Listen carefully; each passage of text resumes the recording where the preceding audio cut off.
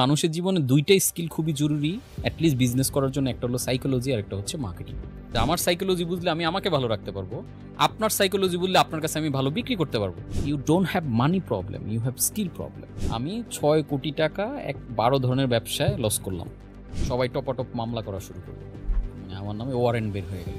তখন আত্মীয় স্বজনের টাকা, নিজের ওয়াইফের গহনা, অন্য যারা পার্টনার আছে তাদের জমি জমা যা আছে এগুলো আমরা এখন বিক্রি করে হইলেও টিকে থাকার লড়াইটা করতেছি। ওই অবস্থায় মূলত আমি গ্রেফতার করি। এভরি নাও এন্ড দেন মনে হতো যে আজকেই আমি 15 তলায় থাকি, ওইখান থেকে ঝাঁপ দিলেই একটা ভিডিও আমাকে খুব স্ট্রাইক করে, যেখানে আসলে এই সাইকোলজিক্যাল ব্যাপারগুলো নিয়ে খুব বলা হচ্ছে। বিশ্বাস করবেন কিনা যে মানুষ বিসিএসও এত পড়াশোনা করে 17-18 ঘন্টা, মানে আমি কখন খাইছি কখন ঘুমাইছি আমার কিচ্ছু মনে নেই, টানা 2-3 বছর। যাকে মনে হইতো যে ওনার বইটা পড়ে ভালো লাগছে, আচ্ছা ওনার কোর্স কি আছে, হাই ভ্যালু কি আছে, আর কোথায় আছে, ইন ডেপথ সবকিছু লার্নিং নিয়েছি আমি। যেহেতু আল্লাহ আমাকে এখন সামর্থ্য দিয়েছে, আমার থ্রুতে যেই মানুষটা 1 টাকাও লস করেছে তার 1 টাকাও আমি এখন ব্যাক দিচ্ছি। গত 10 বছর আমার কোম্পানির কোনো টাকা আমি টাচ করি না। আমার ব্রেভ কোর্সের পার্টিসিপেন্ট সোফার 400। ব্রেভের ভ্যালুটা কত? 5 লাখ টাকা এভারেজ ভ্যালু। এর চাইতে কি কোনো হাই ভ্যালু আপনার কোনো কোর্স আছে? হ্যাঁ, এরপরে যারা ব্রেভ কমপ্লিট করে তাদের জন্য ব্রেভ অ্যাডভান্স আছে। সেটা ভ্যালু কত? 30 লাখ।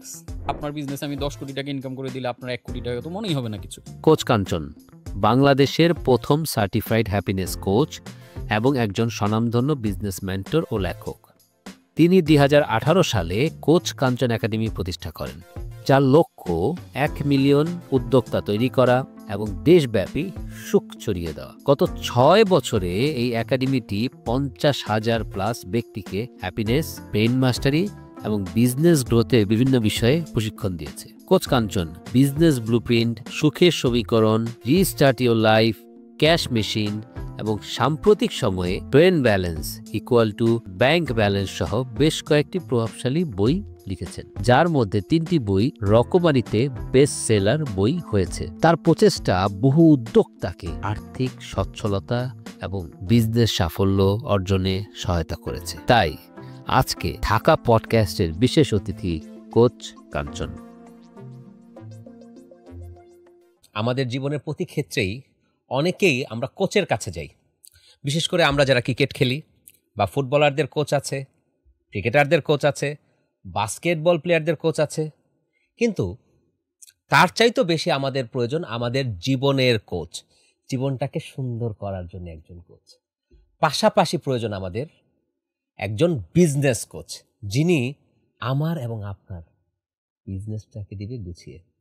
আচ্ছা, এমন একজন মানুষ আমাদের অতিথি এই ঢাকা পডকাস্টের, যিনি হচ্ছেন হ্যাপিনেস বিজনেস কোচ, এবং উনি হচ্ছেন কোচ কাঞ্চন ভাই। কোচ কাঞ্চন ভাই, welcome to Dhaka podcast. Thank you Sadib ভাই, আমাকে এই পডকাস্টে আমন্ত্রণ জানানোর জন্য। আপনাকে অনেক ধন্যবাদ। কাঞ্চন ভাই, আপনাকে দেখে ভালো লাগছে আমাদের ঢাকা পডকাস্টে, এবং আমরা প্রথমেই শুরু করতে চাচ্ছি আপনার জীবনের গল্প নিয়ে।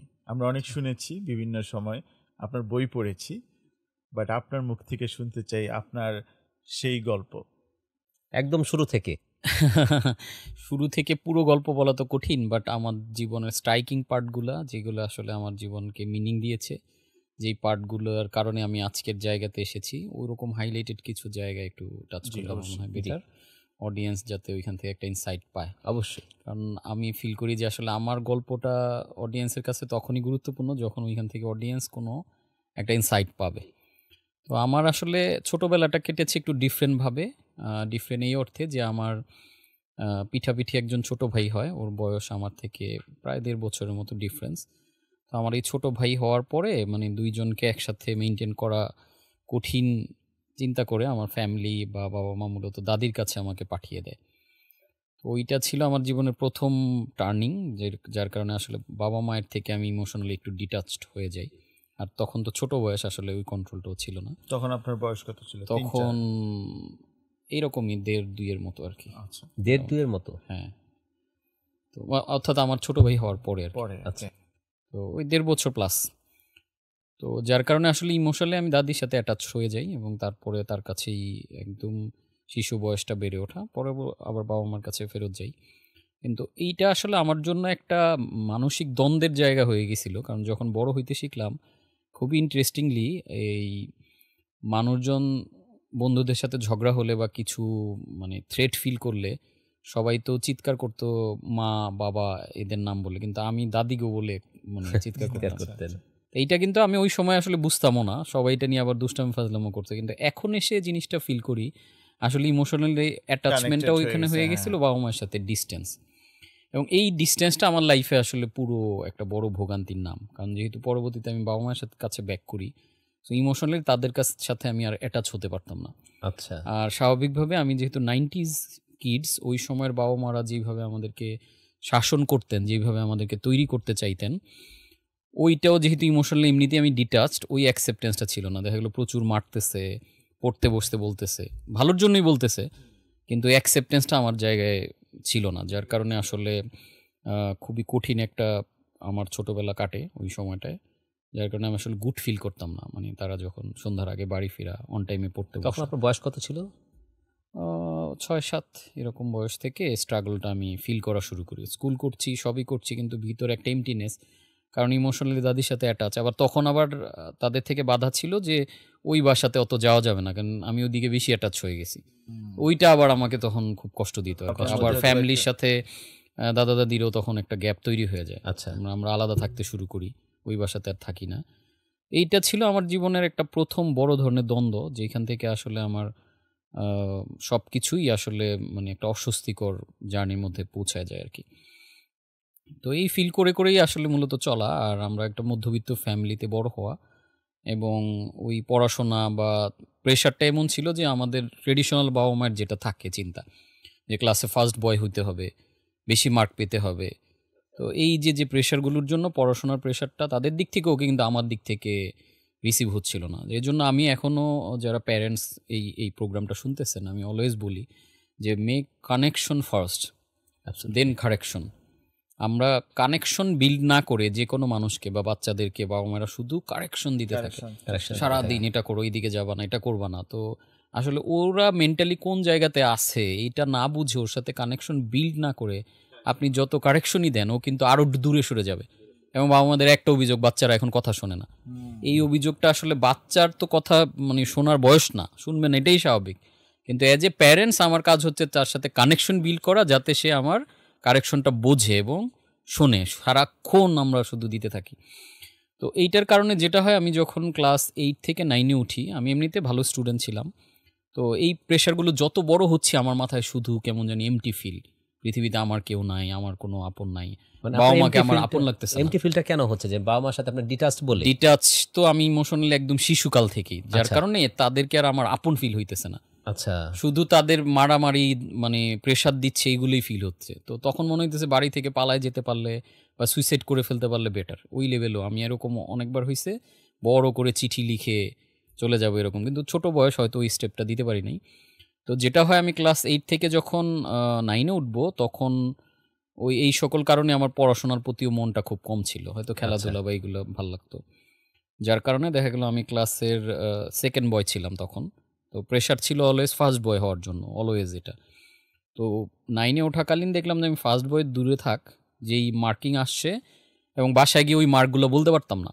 আচ্ছা, আমি পাইতাম দেখা গেল 75, বলতাম যে হ্যাঁ লেটার মার্ক পেয়েছি, এরকমও অনেক সময় করা লাগছে, ছোট বয়সে বাচ্চারা যেটা করে।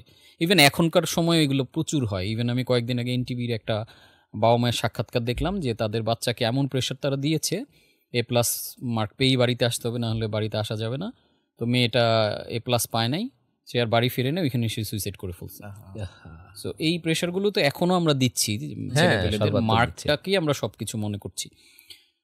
সো আমি যখন দেখলাম ক্যালকুলেট করে আমার ওই সেকেন্ড বয় থেকে আমি ফোর্থ বয় হয়ে যেতেছি এইবার, বার্ষিক পরীক্ষা দিয়ে আগের 2 সেমিস্টারের মার্ক মিলে, তখন আমি যেটা করলাম, বাসা থেকে পালায় গেলাম। এবং পালানো, তখন ছোট বয়সে আমার কাছে টাকা পয়সাও নাই, হাতে 20 টাকার মতো ছিল, ওইটা নিয়ে আমি বাসা থেকে হাঁটা শুরু করলাম। আপনার বাড়ি কোথায়? গ্রামের বাড়ি? আমার গ্রামের বাড়ি হচ্ছে মুন্সিগঞ্জ, বিক্রমপুর বলে। বিক্রমপুর। হ্যাঁ, আচ্ছা, এই যে পদ্মা সেতুর কাছাকাছি এরিয়া আর কি। তো ওইখান থেকে আমি বের হয়ে গেলাম যে আর আসলে এবার তো যদি রেজাল্ট খারাপ করি তাহলে তো ইচ্ছা মতো মারবে, ওই জিনিসটা মাথায় খুব মানে প্রেশার দিচ্ছে আমাকে। তখন কি আপনি 10-এ উঠলেন না 9-এ 9-এ উঠলেন? উঠবো, আচ্ছা। মানে 8-এর পরীক্ষা দিয়েছি। জি, তো আমি জানি রেজাল্ট তো ক্যালকুলেট করাই, সারা বছরের যা মার্ক অন্যদের মার্ক মিলে আমার এটা। তখন বাসা থেকে হাঁটতে হাঁটতে আমি অলমোস্ট ঢাকা চলে আসলাম। মানে ওই বয়সে কি পরিমাণ জেদ শরীরে কাজ করতেছে যে, বা নিজের ইমোশনাল ইমব্যালেন্সড হয়ে গেছি।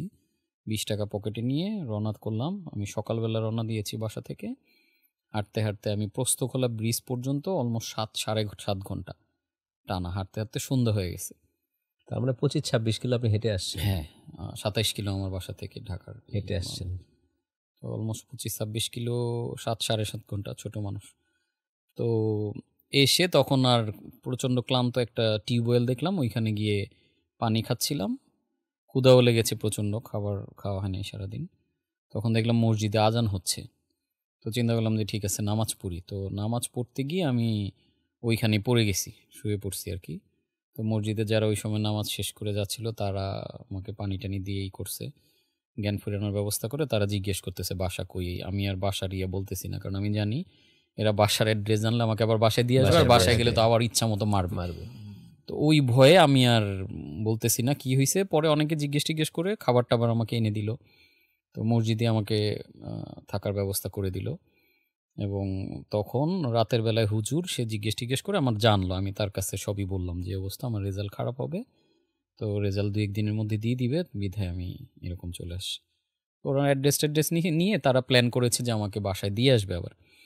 কিন্তু আমার মনে হচ্ছে যে না, বাসায় তো যাওয়া যাবে না। তো সকালে এরকম ঘুমানো অবস্থায় ফজরের ওয়াক্তের পরে আমি দেখলাম যে আর কেউ নাই মসজিদে। তো ওই সময় আবার ওইখান থেকে আবার পালালাম। আচ্ছা। তো ওইখান থেকে আবার হেঁটে হেঁটে মনে আছে আমি পোস্তখোলা ব্রিজের উপরে যখন আসি, তখন দেখতেছি যে শ্রীনগর, আমাদের গ্রামের থানার নাম যেটা আর কি, ডাকতেছে। তো ডাকার পরে ওইখানে একজন পরিচিত আমাকে দেখে ফেলছে। আর আমি যে নাই অলরেডি, এটা তো পুরো এলাকাতে জানে। একটা বাচ্চা মানুষ কই হয়ে গেল, কেউ ছেলে ধরা নিল না কি, এইটা নিয়ে সবাই একটা খোঁজাখুঁজি করতেছে। খুঁজতে খুঁজতে অনেকে ঢাকায়ও আসছে বিভিন্নভাবে।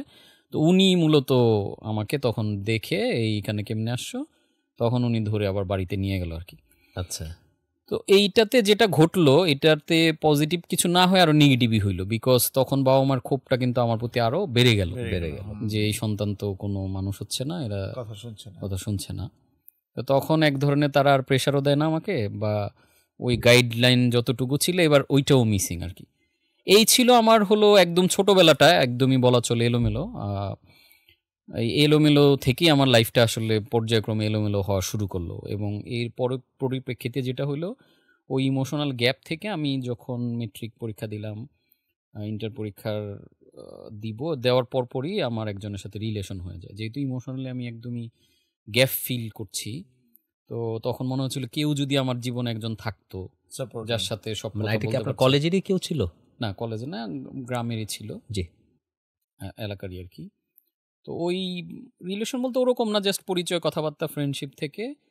তো ওইখান থেকে হুট করে ডিসিশন নিয়ে নিলাম যে বিয়ে করে ফেলবো, কারণ যার সাথে হচ্ছিল তার আবার বিয়ে শাদী নিয়ে কথাবার্তা হইতেছে। তখন আপনি কোন ক্লাসে পড়েন? আমি জাস্ট ইন্টারমিডিয়েট পরীক্ষা দিয়েছি। আপনার এজ কত তখন? তখন 2021 রানিং আর কি। আর আপনি আমাদের যিনি ভাবি হলেন পরবর্তীতে, যাকে বিয়ে, তার বয়স কত হবে? 15 এর মতো আর কি। উনি কি স্কুলে পড়তেন তখন? স্কুলে, হ্যাঁ। আচ্ছা। তো তখন মনে হইলো যে তার সাথে আমার ফোনেই টুকটাক মেসেজিং এ কথা হইতে, একদিন জাস্ট বিয়ের আগে আমাদের দেখা হয়েছে। আচ্ছা। একবারই, ওই দেখা থেকেই তো মানে, কারণ এখন আসলে আমার লাইফে না কোনো কিছু নাই, বিধায় যখন এই জিনিসটা পেলাম মনে হলো যে যাই হোক কারো কাছে অ্যাটলিস্ট আমি শেয়ার করতে পারতেছি। বা তখন মূলত যখন বিয়ে শাদির কথা আসলো, মেসেজ করলো যে আমার তো বিয়ে শাদি ঠিক করতেছে, আর আমাদের বাংলাদেশের ট্রেডিশন অনুযায়ী, আর আজ থেকে আমি যেই গল্পটা বলতেছি এটা অলমোস্ট 18-19 বছর আগের কথা। তো এটা আরও বেশি ছিল, মেয়েদেরকে খুব অল্প বয়সে বিয়ে দেয়, এখনও আছে। তো আমরা এটা করতে যখন ঠিক করে ফেললো, তখন আমরা চিন্তা করলাম আবার পালাই। এই পালানোর উপরেই আছি এক ধরনের। তো তখন এর আগে পালানো হলো একা, আর তখন 2 জন মিলে আর কি হুট করে। সো জীবনের বাক পুরো চেঞ্জ হয়ে গেল। যে আমি যেই ফ্যামিলিতে বিলং করতাম বা যেই স্টাইলের মানুষ, আমার এরকম পালায় বিয়ে করার কথা না। বাট ওই যে ইমোশনাল জার্নির কারণে ডিট্যাচমেন্টগুলো আমাকে মূলত এক এক দিকে নিয়ে যাচ্ছে আর কি। এই হচ্ছে আর কি বিয়ে পর্যন্ত। আর বিয়ের পরে আরেকটা জীবন শুরু হলো, যেহেতু 2 জন মিলে আলাদা বিয়ে করলাম, তখন তো 2 ফ্যামিলির কোনো দিক থেকে সাপোর্ট নাই। তো আমরা একা বাস করা শুরু করলাম। শুরু হলো আমার লাইফের আরেক স্ট্রাগল। এটা কি আপনাদের গ্রামেই না ওখান থেকে অন্য কোথাও? আমরা গ্রামেই থাকা, প্রথমে 1-2 মাস বাইরে ছিলাম, পরবর্তীতে গ্রামেই গ্রামে আসলে চলে আসছে, হ্যাঁ। বাসা ভাড়া নিয়ে প্রথম যে বাসা ভাড়া নিলাম আমার মনে আছে 2200 টাকা ছিল বাসাটার ভাড়া। অ্যান্ড তখন তো মানে কি আসলে গ্রামে নিলেন নাকি অন্য গ্রামে। জায়গায়? আচ্ছা, এর আগে 1.5-2 মাসের মতো ওই যে বন্ধুদের বাসা, আত্মীয় বা কাছাকাছি যাদের সাথে সম্পর্ক এক একজনের বাসায় মিলে টিলে 1-1.5 মাস আমরা পার করছি। ততদিনে সবাই বুঝে গেছে আমরা বিয়ে শাদী করছি, যেহেতু এটা তো আর করার সুযোগ নেই এবং আমরা আলাদা হব না। তো তারপরে বাসা ভাড়া নিয়েই করা। তো তখন একটা কোচিং শুরু করলাম স্টুডেন্টদেরকে পড়ানো, কারণ স্টুডেন্ট বয়সে ওই সময় তার অন্য কোনো কিছু করার নাই। অপশন হিসেবে ওই কোচিং থেকে আমার 1500-1600 টাকার মতো আসতো। আর বন্ধুদের থেকে কিছু হেল্প টেল্প নিয়ে বাসা ভাড়া কোনো রকমে আর কি চলতেন। কঠিন সিচুয়েশনে চলা হচ্ছিল আর কি। মানে ইন দ্য মিন টাইম কি আপনি পড়াশোনা কন্টিনিউ করছিলেন? পড়াশোনা কন্টিনিউ করছি। ভাবিও কি পড়াশোনা কন্টিনিউ হ্যাঁ, করছিল? পড়াশোনা করছি আমরা। আচ্ছা, কিন্তু ওই যে বই রাখার মতো টেবিল নাই, মাথার উপরে ফ্যান নাই। আমি যেই বাসাটা ভাড়া নিয়েছিলাম এখনো খুব কানে বাজে এই কথাটা, ফ্যানটা ঘটঘট ঘটঘট করে শব্দ হতো আর কি। মানে আমরা এমন একটা বাসা নিয়েছিলাম যাতে কিছু জিনিসপত্র অ্যাটলিস্ট আছে, কারণ আমাদের ওই সময় কেনার মতো সামর্থ্যটা নাই বিধায় ওইখানে ওই শব্দটা হতো এবং ফ্যান চালায় রাখলে প্রচণ্ড গরম। বাড়িওয়ালা বলতো যে এই ফ্যানের বাতাস এত খেতে হয় না, তাহলে জন্ডিস হয়। তো খুবই ছিল ওই গরমের সময়, মধ্যে এই কথা বলতো। গরমের মধ্যে ফ্যান আসলে ওই যে শব্দ হইতো, আর তার ফ্যান সে চিন্তা করতো এত চালায় কেন, আচ্ছা, শব্দ শুনলেই তার মনে হইতো। তো ওইটা খুবই আসলে কষ্টের একটা সময় ছিল যে আলটিমেটলি আমরা কিছু কিনতে পারতেছি না। মানুষজন বাজার হাট করে দিলে আমরা হয়তো ভালো রান্না হইতো, এরকম অনেক বন্ধুরা বাজার নিয়ে আসতো। 2-1 কাছের আত্মীয় স্বজন যারা ছিল, যেমন আমার ছোট চাচা, মেজো চাচা, তারা খুব হেল্প করেছে ওই সময়টাতে। এই সময়টাতে আপনার আব্বা বা আপনার আম্মা বা আপনার তারা শ্বশুর বাড়ি থেকে কেউ? detached, তারা যেহেতু এরকম একটা কাজ করেছি, সো তাদের থেকে ফুললি আমরা আলাদা। মাঝখানে শ্বশুর বাড়ির সাথে আবার একটু রিলেশন হয়, আমার শ্বশুর দেশের বাইরে থাকতো, তো সামহাও শাশুড়ির সাথে মানে কথাবার্তা হওয়ার পর উনি মাঝে মাঝে বাজার হাট করে দিত, কিছু কিছু হেল্প, টাকা পয়সার আচ্ছা, একটা সাপোর্ট ওইখান থেকে খুব ভালোভাবে পেয়েছি। তো এইভাবে কোনো রকম চলতেছে। আমরা জানি না আসলে নেক্সট গন্তব্যটা কি বা লাইফে কি হবে, অজানা গন্তব্যে মানে পা বাড়ানো আর কি। তো ওরকম অবস্থায় আমার এক বন্ধুর মাধ্যমে আমি একটা কোম্পানিতে জয়েন করার পেলাম। আর যেহেতু আমি ছোটবেলা থেকেই লেখালেখি করতাম, সাংবাদিকতা মানে এক্সট্রা কারিকুলার অ্যাক্টিভিটিতে খুবই সময় দিতাম, আচ্ছা, যার কারণে একটা স্কিল আমার মধ্যে ছিল যে কোনো কিছু করার মতো। তো এটার কারণে অনেকে আমাকে চিনতো যে এবং জানতো যে আমি এরকম একটা স্ট্রাগলে পড়ে গেছি। এক ফ্রেন্ড এরকম একটা অফার দিল, একটা নতুন কোম্পানি ফর্ম হইতেছে নারায়ণগঞ্জে, ওইটার একটা ব্রাঞ্চ আমাদের এলাকাতে আসবে কার্যক্রমের জন্য, আমি চাইলে ওইটাতে জয়েন করতে পারি। তো জয়েন করার জন্য ওদের অফারিংটা ছিল যে 1 লাখ টাকা ওইখানে ইনভেস্ট করতে হবে। মানে নারায়ণগঞ্জ, তখন কি আপনি নারায়ণগঞ্জে থাকেন? না, আমি তখন মুন্সিগঞ্জে থাকি। মুন্সিগঞ্জে But আমার ওটা যে ব্রাঞ্চ friend, হবে। হ্যাঁ, ওইখানে আমার এলাকাতে ওরা একটা ব্রাঞ্চ করার জন্য খুঁজতেছিল যে কাদের দিয়ে করানো যায়। তো ওরা আমাকে চুজ করেছে সামহাউ, যে আমি যদি ওদের সাথে অ্যাটাচ হই ওদের জন্য বেটার হবে আর কি। আর আমার জন্য আমার ফ্রেন্ড বলতেছে যে ভালো একটা অপরচুনিটি, আপনি এটা দেখেন। কিন্তু 1 লাখ টাকা আমার কাছে তখন 1000 অনেক কোটি টাকা, টাকার হ্যাঁ। সমান। মানে এত এত কঠিন, বিকজ আমার পকেটে তখন 500 টাকাও থাকে না। জি, তো বাট আমি এখন ডেসপারেট, এই অফারটা আমার কাছে মনে হয়েছে যে আমার ঘুরে দাঁড় একটা কিছু তো লাগবে যেটা দিয়ে আমি প্রুফ করতে পারবো, কারণ কোচিং বা স্টুডেন্ট পড়িয়ে তো আসলে ফিউচার নাই কোনো। তো ওই সময় আমি তখন আমার শ্বশুর বাড়িতে অ্যাপ্রোচ করলাম, and আমার শ্বশুর তো কোনোভাবে এটা রাজি না, বিকজ এইভাবে তার মেয়ে নিয়ে আসছি, তো এটা তো সম্ভবই না। তো আমার শাশুড়ি এবং নানি শাশুড়ি দুজনই খুবই ভালো মানুষ ছিলেন, এবং তাদেরকে এটা অ্যাপ্রোচ করার পরে তারাও বুঝলো জিনিসটা যে এরকম একটা কিছু যদি করা যায়। তো ইন দ্য মিন টাইম তখন আমার শ্বশুর দেশে চলে আসছে, উনিও তখন ওই কোম্পানিকে জাজ করার জন্য যে টাকা হয়তো তারা ফ্যামিলিগতভাবে ডিসিশন নিয়েছে আমাকে না বলেই ওই কোম্পানির যে হেড অফিস ওইখানে সে ভিজিটে গেছে। সো ইন্টারেস্টিংলি ওই যে আল্লাহর আসলে ইশারা, আল্লাহ সব কিছু গুছায় রাখে মানুষের জন্য, মানুষের কাজ হলো চেষ্টাটা করে যাওয়া। চেষ্টা করো।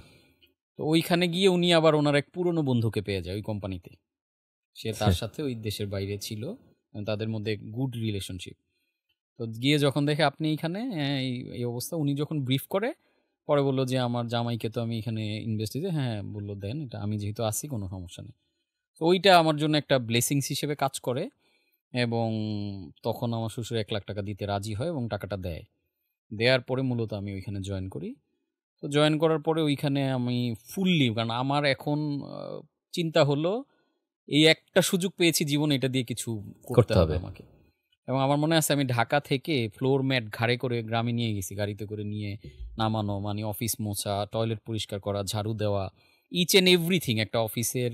যদিও ওরা আমাকে ডিরেক্টর পদ দিয়েছে অফিসের প্রধান, বাট আমি চিন্তা করেছি যে এটাকে এই পুরো কোম্পানির মধ্যে সেরা একটা ব্রাঞ্চ বানাবো। মানে তাদের ব্যবসা কি ছিল? তাদের মূলত কোঅপারেটিভ সোসাইটি ছিল, তারপরে ল্যান্ড অ্যান্ড হাউজিং এর বিজনেস ছিল, ল্যান্ড কিনে ওইটাকে ডেভেলপ করা, অনেকগুলো ছোট ছোট বিজনেস, মেলামাইন ইন্ডাস্ট্রি ছিল।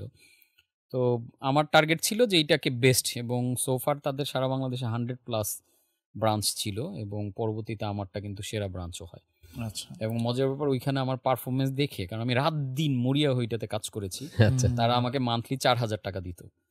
তো ওই 4,000 টাকা যখন প্রথম মাসে পেলাম, আমার কাছে মনে হলো যে আমি বিশ্বের সেরা ধনী বিল গেটস, বিকজ এতটুকু অবহেলা আমার 500 টাকা 1,000 টাকা বন্ধুদের কাছে তোমার জন্য যোগাযোগ অনেক করে, টাকা, হ্যাঁ। কারো কাছ থেকে 500 টাকা চাই, কারো কাছ থেকে 200 টাকা চাই ওষুধ কেনার জন্য বা ইমার্জেন্সি বা বাজার করার জন্য, এরকম চলতেছে।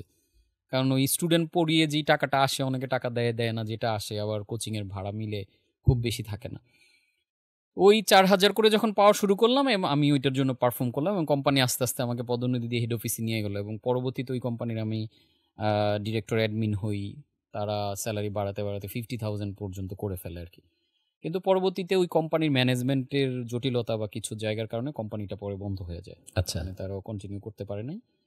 তো এই বন্ধ হয়ে যাওয়া থেকে আমি একটা জিনিস যেটা পেয়েছি, সেটা হলো আমার মধ্যে তখন উদ্যোক্তার যে মানসিকতাটা বা একটা উদ্যোগ নিয়ে সফল করতে পারার যে আস্থাটা, এটা আমার মধ্যে চলে আসে, জি। কনফিডেন্সটা, যে আমি তো এটা গুছাইতে পারছি বা খুব ভালো করতে পারছি। সো আর আমি স্কুল বয়সে একটা বই পড়েছিলাম, rich dad poor dad, Robert T কিওসাকির লেখা, এবং এইটা আমার মধ্যে খুব ওই সময় থেকে মাথায় ছিল। এবং আমি কি বলে কলেজের বন্ধুদের নিয়ে একটা প্রতিষ্ঠান ওই সময় ডেভেলপ করেছিলাম, যদিও বিয়ে শাদী বা এগুলোর জটিলতায় আর কন্টিনিউ করা হয় নাই। তো যখন এই কোম্পানিটাতে ঝামেলা শুরু হয়, তখন মনে হয় যে হোয়াই নট, আমি যে স্কুলের বন্ধুদের নিয়ে, কলেজের বন্ধুদের নিয়ে আমরা সমিতির মতো করেছিলাম, সবাই তো তখন টিউশনি করে, যে টাকা পয়সা হয়, আমাদের টার্গেট ছিল এটা জমিয়ে একটা কিছু করা। আচ্ছা তো ওইটা ছিল আমার প্রথম ভেঞ্চার, যেটা প্রিয় স্বপ্ন নামে আমরা করেছিলাম। তো তখন আমি চিন্তা করলাম যে আমরা এটাকে একটু আবার গুছানো শুরু করি। তো ওই গুছানো থেকেই আমরা ওই কোঅপারেটিভ সোসাইটির লাইসেন্স নিই 2011 সালে। লাইসেন্স নিয়ে আবার ওই বন্ধুদের একত্রিত করে আমরা কিছু কার্যক্রম, আমরা কয়েকটা কোম্পানির ডিলারশিপ নিই, নিজেরা কিছু প্রোডাক্ট ডেভেলপমেন্টের জন্য কাজ করা শুরু করি।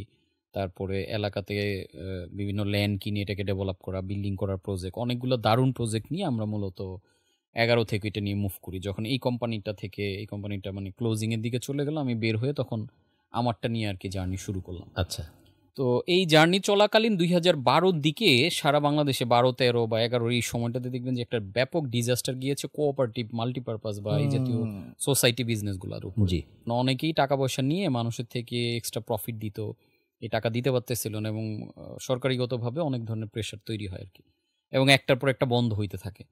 এবং সারা বাংলাদেশব্যাপী যখন এটা বন্ধ হওয়া শুরু করে, আমরা যেটা নিয়ে মুভ করতেছিলাম সেটাও সেম ঘটনা হয়। মানে এখানে আপনি প্যারালালি কি দুটো ব্যবসা করছিলেন না? একটা তো যেখান থেকে আপনি একটাই পেলেন, ডিলারশিপের মতো নিলেন, একটা হচ্ছে আপনার ফ্রেন্ডসদের নিয়ে ব্যবসা, দুটো ব্যবসা চলছিল না না, প্যারালালি? একটা হলো আমি ওই যে নারায়ণগঞ্জের যে প্রতিষ্ঠানটা, ইন দ্য মিন টাইম তারা ক্লোজিং এর দিকে চলে যাচ্ছে। আচ্ছা তখন আমি বুঝলাম যে এটা সাস্টেইনেবল না, এবং তাদের যে বিজনেস প্ল্যান, তাদেরকে আমি অনেক ধরনের সাজেশন দিচ্ছি, তারা নিচ্ছে না, বা আমি বলতেছি যে এইভাবে করা। আমি তখন বোর্ডে আসি, বাট দেখলাম যে আলটিমেটলি এটা ফল করবে।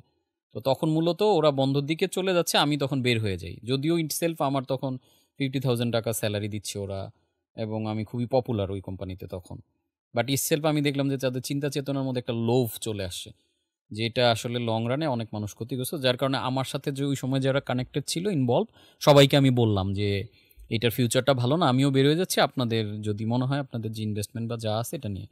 তখন আমি মূলত আমারটা পুরোপুরি শুরু করলাম আর কি। আচ্ছা আপনার 1 লাখ টাকা যে ইনভেস্টমেন্ট ছিল, এটা কি রিটার্ন? ওইটা আর রিটার্ন পাই নাই, ওইটার পরেও আরো অনেক টাকা ইনভেস্ট করেছি, ওইখান থেকে যা আর্ন হয়েছে ওগুলোর কোনো কিছু এর পাওয়া হয়নি আসলে। তারপর আপনি প্রিয় মুখটা শুরু প্রিয় করলেন। স্বপ্ন, প্রিয় যেটা, স্বপ্ন, হ্যাঁ, হ্যাঁ। প্রিয় স্বপ্নটা শুরু করলাম। তো শুরু করে এটা তো খুব সাড়া পেয়েছি, আর যেহেতু ওইটার অভিজ্ঞতা আমার ছিল, ব্যাপক মানে এলাকাতে সাড়া পেলাম, এবং সাড়া পেয়ে আমরা প্রথমেই যেটা করলাম, একটা অ্যাসেট নিয়ে ফেললাম প্রায় 1,63,00,000 টাকা মূল্যে, আমাদের সেন্ট্রাল বাজারের পাশে একটা বড় ল্যান্ড, খুবই কমার্শিয়াল ল্যান্ড সেটা। এবং এটা নেওয়ার পরে এলাকাতে আরও বেশ প্রভাব তৈরি হলো। ওই সময় মূলত একটা কোম্পানির ডিলারশিপ নিলাম, আমাদের সোলারের বিজনেস শুরু করলাম।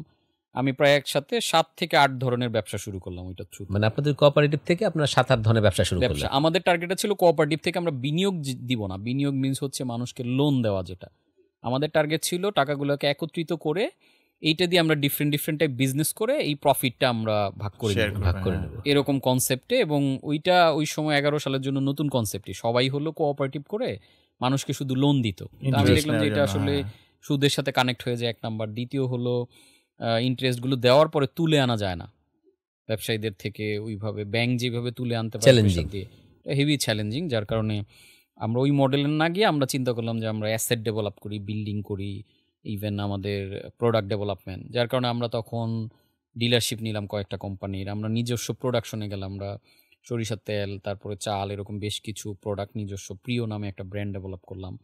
তারপরে সোলার ডেভেলপ করলাম। সোলার দিয়ে তখন সাতক্ষীরাতে আমরা প্রত্যন্ত এলাকা, ফরিদপুর, এরকম দেশের প্রত্যন্ত এলাকা যে সকল জায়গায় বিদ্যুৎ পৌঁছায় নেই ওগুলাতে আমরা দেওয়া শুরু করলাম। আচ্ছা, তো প্রজেক্টগুলো শুনতে খুবই ভালো, প্ল্যানিংও খুবই ভালো, কিন্তু যখন এক্সিকিউশন স্টেজে এই যে আমি এইটা ফিলিং এখন করি যে ওই সময় আমার ইগনোরেন্স ডেট, অর্থাৎ আমার না জানার ঋণ শোধ করতে হয়েছে। তার মানে আমি এই জিনিসগুলো প্রপারলি জানতাম না, কিন্তু আমার কাছে মনে হয়েছে টাকা হইলেই তো ব্যবসা করা যায়। জি। আর যেহেতু কোঅপারেটিভ থ্রুতে আমার কাছে টাকা আসতেছে, তো টাকা পকেটে থাকলে দেখবেন একটার পর একটা প্ল্যান আসে।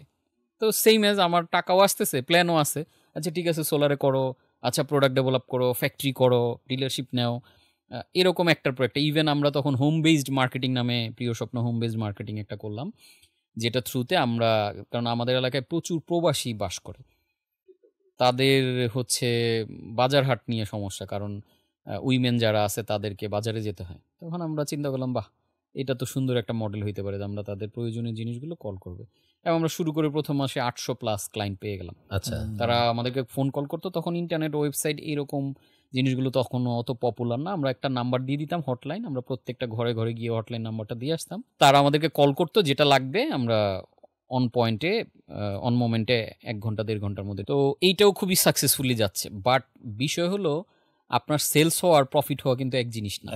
আচ্ছা, আমার অর্ডার আসতেছে, কিন্তু একটা ধরেন চাল, ডাল, ভারী ভারী জিনিসপত্র এগুলা কিনে তারপরে পৌঁছে দিয়ে যে পরিমাণ অপারেশনাল কস্ট, সেল হইতেছে ইটসেলফ 800 ফ্যামিলিতে আমাদের রেগুলার বাজার যাইতেছে, তার মানে একটা বিগ ভলিউমে সেল হয়, লেনদেন হয়, আমাদের হিউজ প্রোডাক্ট স্টক করতে হচ্ছে, গোডাউন করা লাগতেছে, সবাই দেখতেছে ব্যাপক কর্মযোগ্য। এবং এতে আরেকটা খারাপ দিক ঘটতেছে, যেটা ওই সময়ের জন্য ভালো দিক, যে প্রচুর মানুষ তখন ইনভেস্ট করতেছে আমাদের কাছে। যখন দেখতেছে যে এদের চারদিকে শুধু এরা এত বড় একটা জমি কিনছে, মানুষ অর্ডার দিতেছে, সোলারের ব্যবসা করতেছে, এত রকমের ব্যবসা, মানুষ ইনভেস্ট করতেছে, এবং সব মানুষ এসে খালি খুঁজতেছে টাকা রাখার জন্য। কারণ আমরাও নিচ্ছি, কারণ নিলে আমরা আরেকটা ব্যবসা করতে পারবো, কিন্তু ইন দ্য মিন টাইম আমার যে প্রফিট হইতেছে না, এই ব্যাক ক্যালকুলেশনটা প্রপারলি আমাদের কাছে নাই, ইভেন আমার কাছে নাই, আমাদের টিম সহ কারোর কাছে। আমরা শুধু এক্সপান্ড করতেছি। এবং আপনারা নিশ্চয়ই দেখেছেন যে আমার ক্যাশ মেশিন বইটাতে ট্যাগলাইন দেওয়া, যে 6 কোটি টাকার বিজনেস সিক্রেট। এই কথাটা পড়ে মানুষ প্রথমে ভুল মেসেজ নেয়, মানুষ মনে করে যে 6 কোটি টাকা ইনকামের সিক্রেট বলছি। না, আমি 6 কোটি টাকার লসের সিক্রেট বলছি। আমি 6 কোটি টাকা 12 ধরনের ব্যবসায় লস করলাম, যেখানে আমার নিজের টাকা ছিল, আমার ফ্রেন্ডদের টাকা ছিল, ফ্যামিলির টাকা ছিল, রিলেটিভসের টাকা ছিল, ইভেন আরও যারা ইনভেস্টর ছিল তাদের টাকা ছিল। যেই পুরো টাকাটাই আসলে একটার পর একটা ব্যবসায় গিয়ে লস। এবং লস হওয়ার আরও একটা বড় রিজন, যেটা আই হোপ অনেক উদ্যোক্তারা আমাদের এই শোটা শুনবেন, তাদের জন্য এই লেসনগুলো বা এই ভুলগুলো থেকে, আমরা বিনিয়োগগুলা বা ইনভেস্টমেন্টগুলো অনেক সময় ভুল পদ্ধতিতে নেই। আমাদের চিন্তা থাকে টাকা হইলেই হইল, ব্যবসা তো করা যাবে। জি, আমাদেরও সেই ভুল পদ্ধতি ছিল, আমরা মান্থলি বেস প্রফিট দিতাম মানুষকে। কিন্তু আমি একটা জমি কিনে রাখছি, এইটাকে ডেভেলপ করতে আমার লাগবে 5 বছর, আর আপনি আমাকে আজকে টাকা দিচ্ছেন, আমি আপনাকে আজকেই প্রফিট দিতেছি। কিভাবে সম্ভব? এটা কিভাবে সম্ভব? কম্পাউন্ড ইন্টারেস্টে গিয়ে 5 বছর এটা কত, এই ক্যালকুলেশন কিন্তু আমাদের মাথায় নেই। আমার কথা হলো যে আপনি আমার 50 লাখ টাকা দিতেছেন, আপনার আমি পার মান্থ 1.5 লাখ টাকা দিব, দেন 50 লাখ তো পেলাম, এটা আমি 5টা ব্যবসায় কাজে লাগালাম বা 2টা ব্যবসায় কাজে লাগালাম, এই পর্যন্ত ভালো। কিন্তু পরে যখন আপনাকে কন্টিনিউয়াস আমার দিয়ে যেতে হচ্ছে, আমরা হিসেব করে দেখলাম অনেককে এরকমও হয়েছে, তার ইনভেস্টে 3 গুণ 4 গুণ টাকা দিয়ে ফেলছি, স্টিল সে আমার কাছে টাকা পায়। 50 লাখ টাকা দিয়েছে, তাকে 2 লাখ টাকা 2 কোটি টাকা দিয়ে দিয়েছেন, তারপরে সে টাকা পায় আপনার কাছে। তারপরেও সে টাকা পায়। যার কারণে কিন্তু আমরা পরবর্তীতে একটা ডিজাস্টারে পড়ে গেলাম, এবং আমার যে ল্যান্ডের প্রজেক্টটা ছিল ওই প্রজেক্টে হ্যাং হয়ে গেল। আমরা দোতলা পর্যন্ত তুলে যখন সারা বাংলাদেশ থেকে কোঅপারেটিভের লোকজন পালানো শুরু করলো, এবং আমাদের এলাকাতেও 2টা বড় ধরনের প্রতিষ্ঠান যারা মানুষের থেকে 150, 200, 300 কোটি টাকা পর্যন্ত নিয়েছে, তারা পুরো ফ্যামিলি সহ পলাতক। এটা কি 12-13-তে? হ্যাঁ, 12-13-তে। এবং এলাকার মাস্তান থেকে শুরু করে রাজনৈতিক নেতা যে যার যত ক্ষমতা আসে সব নিয়ে অফিসে চলে আসে। এখন অফিসে আমাদের day to day task off হয়ে গেল, সবাই এসে টাকা ফেরত দেন, আমার ইমার্জেন্সি লাগবে, আমার বাবা অসুস্থ, মার চিকিৎসা করাবো, ভাই সবাই বিদেশ যাবে, সেফটি চিন্তা করছে। সবাই তার কোনো একটা এমন ইমার্জেন্সি কেস দাঁড় করাচ্ছে যে আজকেই টাকা লাগবে। এবং এইভাবে আমার অ্যাকাউন্টে যা টাকা ছিল আমরা দেওয়া শুরু করলাম শুরুর দিকে চাপ সামলাতে। লাস্ট দেখি যে অ্যাকাউন্টের ব্যালেন্স জিরো, ওইদিকে আমরা ল্যান্ডের প্রজেক্টের কাজ চলতেছে, কাজ হ্যাং। এইবার মানুষ প্রোডাক্ট নেওয়া শুরু করলো যে আমি টাকা পাই, আমারে এই টাকায় প্রোডাক্ট দিয়ে দেন। কত টাকা আপনাদের নেওয়া ছিল তখন? তখন 4 কোটি, 3.5 থেকে 4 কোটি টাকার মতো। কত টাকা দিলেন? আমরা দিতে পারছি 70-80 লাখ টাকার মতো ক্যাশ ছিল, বাকি টাকা তো সব ইনভেস্টেড হয়ে গেছে। সোলার প্রজেক্ট, এই নানান জায়গায় আমাদের টাকা ছড়ানো, বাট আমরা নিজেরও তুলে আনতে হবে। ইভেন আমাদের যে জমিটা ওইখানে 1,63 লাখ টাকা প্লাস হচ্ছে, ওইখানে আমরা ফাউন্ডেশনের কাজ করেছি, পাইলিংয়ের কাজ করেছি, ফার্স্ট ফ্লোর সেকেন্ড ফ্লোরের কাজ মানে ছাদ ঢালাই করেছি। সো এইখানেও তো আরও অনেক টাকা ইনভেস্ট হয়ে গেছে। এখন এটা যখনই কমপ্লিট না হচ্ছে তখন তো এটা ভ্যালুলেস, কাউকে তো আমি বুঝাই দিতে পারতেছি না, কেউ বুঝেও পাচ্ছে না। এরকম একটা কঠিন সিচুয়েশন, দেশ থেকে অন্যান্য প্রতিষ্ঠান পালাচ্ছে, আর পত্র পত্রিকা টেলিভিশনে প্রতিনিয়ত এরকম নিউজ হইতেছে, মানুষ আরো ভয় পাচ্ছে। এবং আমাদের কাছে নিয়ে আসতেছে মানুষজন, খুব পাওয়ারফুল লোকজন নিয়ে আসতেছে, তাদেরকে যে ডিল করব এটা পসিবল হইতেছে না। ওরকম একটা সিচুয়েশনে তখন আমি এলাকা ছাড়তে বাধ্য হলাম। আমি 2013 সালে প্রথম, কারণ চিন্তা করলাম যে আসলে বাসায় এখন লোক চলে আসে, ফজরের আজানের সময় মানুষ গিয়ে নক করে, রাত দিন 24 ঘন্টা। এখন তখন সেফটি ইস্যু হয়ে গেল, মানুষজন গিয়ে এই আমার টাকা এটা পাই ব্যবস্থা করো, কখন দিবা। অফিস রেখেও তখন আমাদের যারা ডিরেক্টর বা মালিক তাদের বাসাগুলোতে এরকম। তো তখন আমরা মিটিং করলাম, সবাই মিলে বুদ্ধি দিল, এক কাজ করো, তুমি তো মেইন এটার লিডিং, তুমি ঢাকা থেকে পরিচালনা করো। আদারওয়াইজ তো আসলে কাজ, ব্রেনকে যে স্পেস দিব কোনো একটা প্ল্যান করার, এই স্পেস নাই। সারা দিন আপনাকে, সকালে আমি অফিসে ঢুকি, রাত 12টা-1টা পর্যন্ত মানুষ শুধু আসতেছে, পাওনাদার মানে মানুষ 5জন 7জন 10জন ধরে আনতেছে, চিল্লাপাল্লা করতেছে, এখন টাকা লাগবে, এখন দাও, আমার ইমার্জেন্সি। তো ঢাকা যখন চলে আসলাম তখন ঢাকা থেকে কিছু প্ল্যান প্রোগ্রাম করে আমরা তখন ঢাকাতে আমি ছোট পরিসরে পল্টন একটা অফিসও করলাম, যে আমাদের যেহেতু প্রোডাক্ট আছে কিছু, এই প্রোডাক্ট দিয়ে দেশব্যাপী একটা মার্কেটিং করে ওইখান থেকে যদি কিছু টাকা আর্ন করে এলাকার ঝামেলাটা মিটানো যায়। সো যার কারণে ঢাকাতে আমি তখন বসা শুরু করলাম, আর আমার টিম এলাকাতে বসে আমি প্রতি সপ্তাহে একদিন গিয়ে ডিল করবো, এরকমভাবে প্ল্যান নিলাম। এটা কি 2014 সনের দিকে? 14-র দিকে, হ্যাঁ। 13-র শেষে তো আমি ঢাকায়, 13-র অক্টোবরে আমি আসি ঢাকায়। ইন দ্য মিন টাইম 12-র পর থেকেই মূলত ঝামেলাই ডিল করতেছি, ব্যবসায়িক অগ্রগতির চেয়ে বরঞ্চ ম্যানেজ করা। তখন কি হইতেছে, তখন আত্মীয় স্বজনের টাকা, নিজের ওয়াইফের গহনা, অন্য যারা পার্টনার আছে তাদের জমি জমা যা আছে, এগুলো আমরা এখন বিক্রি করে হইলেও টিকে থাকার লড়াইটা করতেছি। এই হচ্ছে মানে সার্ভাইভাল আর কি, সার্ভাইভাল, যে কোনো কিছু বিক্রি টিক্রি করে দিও, মানুষের পাটটা দিয়ে দিতে পারলে এরপর আমাদের যেগুলো, কারণ ওইখানে ইন্টারেস্টিং ব্যাপার হলো আমাদের ইনভেস্টই ছিল বেশি, কিন্তু মানুষ এটা বুঝতেছে না। এখন মানুষের ধারণা আমরা হয়তো শত শত কোটি টাকা নিয়ে ফেলছি, কিন্তু আমাদের হাতে কোনো টাকা নাই, ট্রুলি ইনভেস্টেড, সব ইনভেস্টেড। অ্যান্ড তখন ঢাকাতে এই সিচুয়েশন, এবং ঢাকা অফিস থেকে তখন একটু ঘুরে দাঁড়ানোর চেষ্টা, কিন্তু ঝামেলা যেটা হলো, মানুষ বাই দা বাই ঢাকার অফিসেরও ঠিকানা জেনে যাচ্ছে, বা জেনে গিয়ে একজনকে বলে দিয়ে এখন তারা আবার ঢাকা চলে আসতেছে। কারণ ঢাকা যেই কর্মী বাহিনী যাদেরকে ট্রেন আপ করেছি, প্রোডাক্ট বিক্রি, দেশব্যাপী ডিলার, আমরা জাতীয় কয়েকটা পত্রিকায় বিজ্ঞাপন দিয়ে ডিলারের জন্য ট্রাই করতেছি, কিন্তু এখন ওরা যখন আসা শুরু করলে এই অফিসেও এক ধরনের অচল হওয়া, কারণ মানুষ আসলে কোনো মানুষের ধৈর্য থাকে না এই ধরনের সিচুয়েশনে। ওইটুকু স্পেস দিলে আমরা কিন্তু আসলে যেভাবে মুভিং বা আমরা যেভাবে কাজ করতেছিলাম রিকভার হয়ে যেত। তখন এলাকাতে গিয়ে যেটা হলো, যাদের একটু বড় লেনদেন 10 লাখ 20 লাখ বা 15 লাখ এই টাইপের যারা, তাদেরকে আমরা তখন শান্ত করার জন্য চেক দেওয়া শুরু করলাম 6 মাস ডেটের। আমাদের একজন বুদ্ধি দিল, এক কাজ করো, তুমি অ্যাটলিস্ট 6টা মাস টাইম নিতে পারলেও তো তোমার জন্য বেটার। তো ওই বুদ্ধিতে আমরা তখন চিন্তা করলাম যে মানুষজনকে চেক দেই, চেক তো টাকার মতোই। সো আমরা একটা টাইম বিং পেয়ে দিতেছি, কারণ ক্যাশ টাকা তখন দেওয়ার মতো অবস্থা নাই। সো এই চেক দেওয়াটা ছিল একটা বড় রং ডিসিশন, টাকা না থাকা অবস্থায় চেক, এবং 15-20টা চেক দিয়ে আমরা ওই সময় ইনস্ট্যান্ট পরিস্থিতি ঠান্ডা করলাম বড়গুলাকে। এখন চেক দিতে গিয়ে যেটা হলো, আমি একজনকে দিচ্ছি, এবার আরো 5 জন চাইতেছে, যার 10,000 সেও চেক চাই, এত চেক তো দেওয়া সম্ভব না। তো 15-20টা দিয়ে আমরা কিছু ঠান্ডা করে অ্যাক্টিভিটি করলাম, কিন্তু তারপরও পুরো, কারণ টোটাল 150+ আমাদের ক্লায়েন্ট যারা ইনভেস্ট করেছে সামহাও, কারো 1 লাখ, কারো 50,000, কারো 10 লাখ, কারো 15 লাখ, এই রেঞ্জের মধ্যে। তো ইন দ্য মিন টাইম তখন যেটা হইলো চেকগুলো চলে গেল, আর 6 মাস আসলে কেমনে গেছে আমরাও টের পাই না, বিকজ ওই ঝামেলাই আছে, আমরা আসলে Recovery প্রপারলি তো হয় কোনো না, কাজ করে, হ্যাঁ। এবং আমাদের হাতে টাকা নাই, ঝামেলা মিটাইতে যা টাকা ছিল ক্যাশ ওইটাও দিয়ে দিছে। আবার এখন ঝামেলা শুরু হলো, বিল্ডিংয়ের প্রজেক্টের কাজ চলতেছিল, কাজ চলাকালীন প্রজেক্ট যারা কিনছে, ধরেন দোকান বা ফ্ল্যাট বুকিং দিয়েছে, তারা যখন দেখলো কাজ বন্ধ হয়ে গেছে, তার মানে তো আমরা প্রজেক্ট পাচ্ছি না, সো আমাদেরটাও ফেরত দাও। এই কারণে 6 মাসে আর আমরা কিছুই করতে পারলাম না। মাঝখানে 6 মাস যখন চলে গেছে, চেকের ডেট চলে আসে, সবাই টপাটপ মামলা করা শুরু করলো, মানে চেকের bounce করে, মামলা। হ্যাঁ। চেক bounce করিয়ে।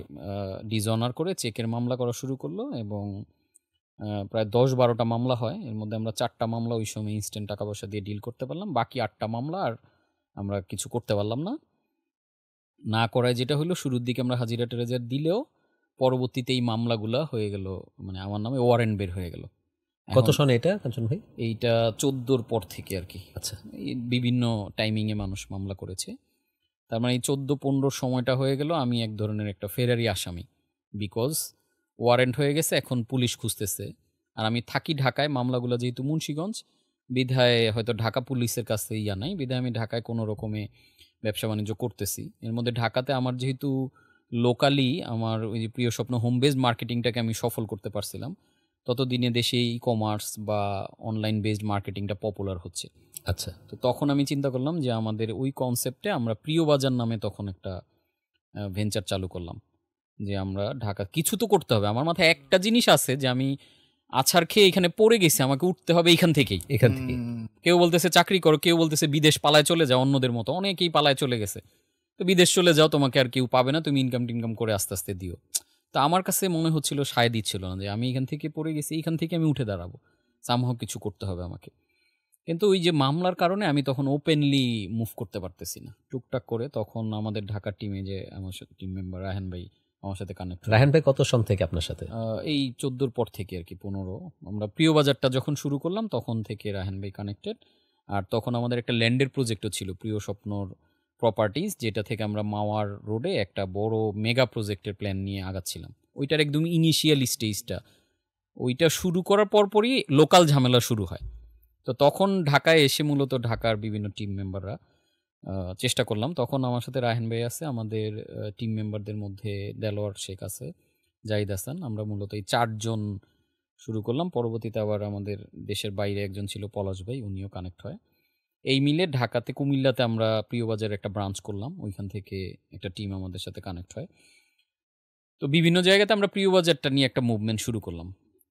কিন্তু এই মুভমেন্ট করতে গিয়েও যেটা হইলো, আমরা কিছু ফ্রড মানুষের সম্মুখীন হইলাম। প্রিয় বাজারে যে প্রোডাক্টগুলো যাদের থেকে নিতাম, একটা কোম্পানির প্রোডাক্ট খুবই পপুলার হয়ে গেল, মানে বেশ ভালো চলতেছে, কিন্তু ওইটার যে প্রডিউসার ছিল বা সাপ্লায়ার ছিল, সে যখন দেখলো প্রোডাক্ট অনেক ভালো চলতেছে, তখন সে প্রোডাক্টের কোয়ালিটিটা ডিক্রিজ করে দিল আচ্ছা, আচ্ছা, প্রফিট বাড়ানোর জন্য। সে চিন্তা করলো, আচ্ছা চলতেছেই তো, তাহলে আমি যেই প্রোডাক্টে এখন 5 টাকা লাভ করি, এটাতে 50 টাকা লাভ করবো। আবার উনি কি করলো, আমাদের থ্রুতে পপুলার হয়ে সে আরও মানুষকে দেওয়া শুরু করলো একই প্রোডাক্ট। এখন আমরা যে ইউনিকনেসটা নিয়ে বাজারে যাচ্ছিলাম, এটার হইল না। আরেকটা বড় ধাক্কা খাইলাম, দেখেন না জানার, এই যে প্রত্যেকটা ঘটনা আমার সাথে ঘটতেছে কিন্তু আমি না বোঝার কারণে, কারণ আমার তখন কোনো মেন্টর নাই, আমার কোনো কোচ নাই যার সাথে আমি শেয়ার করব, যে আমাকে একটা পার্সপেক্টিভ দিবে। আমি কিন্তু সব আমার কমন সেন্স দিয়ে করতেছি, যখন যেটা ভালো মনে হইতেছে আমি তাই করতেছি। আমার কখনো মনে হইতেছে ইনভেস্টরে বুঝে টাকা আনলে বেটার, আনতেছি, আইনা দেখতেছি এটা কাজ করে না, তখন মনে করতেছি কোনো একটা প্রোডাক্ট নিয়ে ড্রাইভ করলে বেটার, কাজ করতেছে না আরেকটা। দেখেন বারবার লস করে করে আমার জীবনের বিনিময়ে ধরেন শিখতেছি এরকম। তো এইভাবে ট্রাই করে করে মানে প্রিয় বাজারটাকে নিয়ে মুভ করতে গিয়ে ওই যে বাজে প্রোডাক্টগুলো যখন যাওয়া শুরু করলো, এবার প্রোডাক্ট ব্যাক, এবং আমাদের মার্কেটের রেপুটেশন পুরো শেষ। আর ইন দ্য মিন টাইম আমাদের প্রিয় বাজারটা নিয়ে আমরা সারা দেশে 101টার উপরে ডিলার পয়েন্ট করেছিলাম। আমার টার্গেট ছিল পুরো বাংলাদেশে ই কমার্সের একটা ইকোসিস্টেম বানানো, যেটা থ্রুতে আপনি বাংলাদেশের যে কোনো প্রান্ত থেকে আমাদেরকে অনলাইনে অর্ডার করবেন, উইদিন 1 আওয়ার আপনার বাসায় প্রোডাক্ট চলে যাবে। তো এটার আলটিমেট টার্গেট ছিল সারা দেশে 5,000 ডেলিভারি হাব করা, এবং ওই থ্রুতে আমরা 101টা পয়েন্ট ডেভেলপও করে ফেলছি, যে আপনি বিভিন্ন এরিয়াগুলো থেকে 5,000 পয়েন্ট যখন রেডি হয়ে যেত, আপনি অর্ডার করা মাত্র আপনার বাসায়। মানে বিজনেস মডেলটা ছিল যে আপনি হাব করেছিলেন, ওখান থেকে ডেলিভারিটা। এবং এখানে আমরা প্রাণ থেকে শুরু করে ফ্রেশ, স্কয়ার, মেঘনা গ্রুপ, বাংলাদেশের টপ মোস্ট সব ব্র্যান্ডগুলোর সাথে আমরা কোলাবোরেশন করেছি। কিন্তু কিছু প্রোডাক্ট ছিল, ওগুলো ছিল হলো সার্ভিস, কারণ এখন প্রাণের প্রোডাক্ট বা বসুন্ধরার বা অন্য কোম্পানির প্রোডাক্টে তো অ্যাটলিস্ট কমিউডিটি গুডসে অনেক বেশি প্রফিট হয় না। তো এই জন্য আমাদের টার্গেট ছিল যে ইউনিক কিছু প্রোডাক্ট যেগুলো দিয়ে আমি প্রফিট মার্জিনটা বাড়াই ফেলবো। সো একটা কোম্পানি, আমি নাম বলছি না ওই কোম্পানির, তো ওই প্রোডাক্টগুলো দিয়ে আমরা একটা ভালো মার্জিন করতাম এবং ভালো প্রোডাক্টও ছিল, সেল হতো। কিন্তু উনি যখন ওই বিক্রিটা করলো, আলটিমেটলি উনি লোভের বশবর্তী হয়ে এটা করছে, তখন কি হলো, আমার পুরো ব্র্যান্ডের উপরে ডিজাস্টার চলে আসলো। আর দ্বিতীয় যেটা ঘটলো ডিজাস্টার, সেটাও আমরা কাভার করে ফেলছিলাম অন্য প্রোডাক্ট দিয়ে। আমরা যাদেরকে সফটওয়্যার করতে দিয়েছিলাম ওই কোম্পানির সাথে আমার 14 লাখ টাকার চুক্তি হয় এবং তাদেরকে ডাউন পেমেন্ট দিয়ে আমরা 7 লাখ টাকা, যে আমাদের সফটওয়্যার দিয়ে সারা দেশেই যে অ্যাক্টিভিটিটা হবে, মানুষ অর্ডার করলে তার মোবাইলে মানে অ্যাপস থেকে পুরো করবে, জিনিসটা অটোমেটেড এবং অ্যাপস ডেভেলপ করা, মানে আপনি পুরো অনলাইন বেসডও তখন চালু করছিলেন পুরো, এবং হেভিলি। তখনও চাল ডাল এরকম পপুলার না, বা ওই মার্কেটটাই এখন তখন ফাঁকা ফুললি। এবং আমরা যেভাবে শুরু করেছিলাম, আমরা এতদিনে তখন লিডিং ব্র্যান্ড থাকি ওইটা কন্টিনিউ করতে পারলে, কারণ এই মডেলে তখনও বাংলাদেশে কিছুই হয় নাই। কিন্তু ওই যেই সফটওয়্যার বানাতে দিলাম, তখন আমি সফটওয়্যারের কিছুই বুঝি না, মানে আলটিমেটলি তারা সুন্দর করে প্রেজেন্টেশন দিল, বুঝাইলো এবং ঠিক আছে। এবং তারা পুরোপুরি আমাদেরকে 6 মাস অপেক্ষা করানোর পরে 6 মাসে আসলে কিছুই বিল করেনি। আচ্ছা। আমাদের যেই প্ল্যানিংটা তাকে শেয়ার করেছিলাম ব্রেকডাউন করে, ওই প্ল্যানটা ছিল 300 পেজেস। তার মানে এত ডিটেইল করে আমরা ওদেরকে উপস্থাপন করেছি, জাস্ট তোমরা কোডিং করে জিনিসটাকে বানাও, বিল্ড করো। কিন্তু ওরা এই মডেলের জীবনে কোনো কিছু বানায় নাই, সোজা কথা।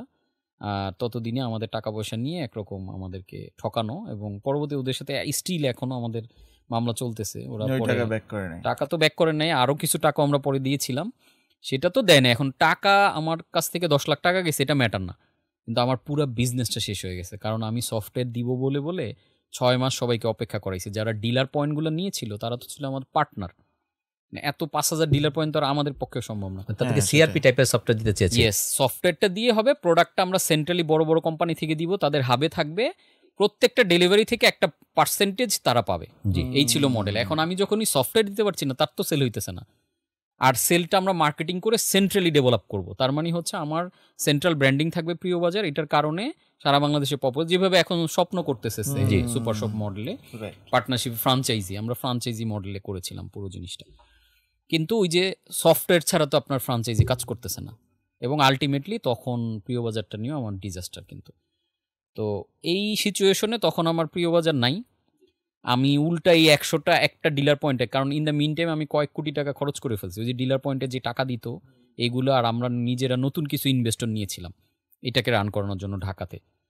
তো রান করার জন্য এবং বড় অফিস সেট আপ করেছি, সব কিছু তাদেরকে ট্রেন আপ করা, কর্মীদের বেতন দেওয়া, পুরো সিস্টেম ডেভেলপ করার পিছনে একটা বড় ইনভেস্টমেন্ট কিন্তু আমাদের চলে গেছে অলরেডি। আর প্যারালালি যে আপনি 8টা চেক দিয়েছিলেন, ইভেন আছে ওইটা, তখন আমি প্রতি সপ্তাহে 2 দিন করে মুন্সিগঞ্জ যাওয়া লাগে আমার। আচ্ছা, আমি এগুলা কাজ করতেছি হাজিরা দেওয়ার জন্য, এবং প্রতি সপ্তাহে আমার 2 দিন ভোরবেলা উঠে সকাল 5:30টায় রওনা দেই এবং সারাদিন ওইখানে হাজিরা দিই, আবার আসি। সপ্তাহে 2 দিন আমার এই ডিউটি মাস্ট। মানে সপ্তাহে 2 দিন হচ্ছে 8টা মামলার হাজিরা দেন। 8টা মামলার। কত সনের কথা বলছেন ভাই? এটাই যে 14 পর থেকে আর কি, টানা 14 পর থেকে টানা আমি 2020 পর্যন্ত দিতেই হয়েছে আমার হাজিরা, 6 বছর। হ্যাঁ।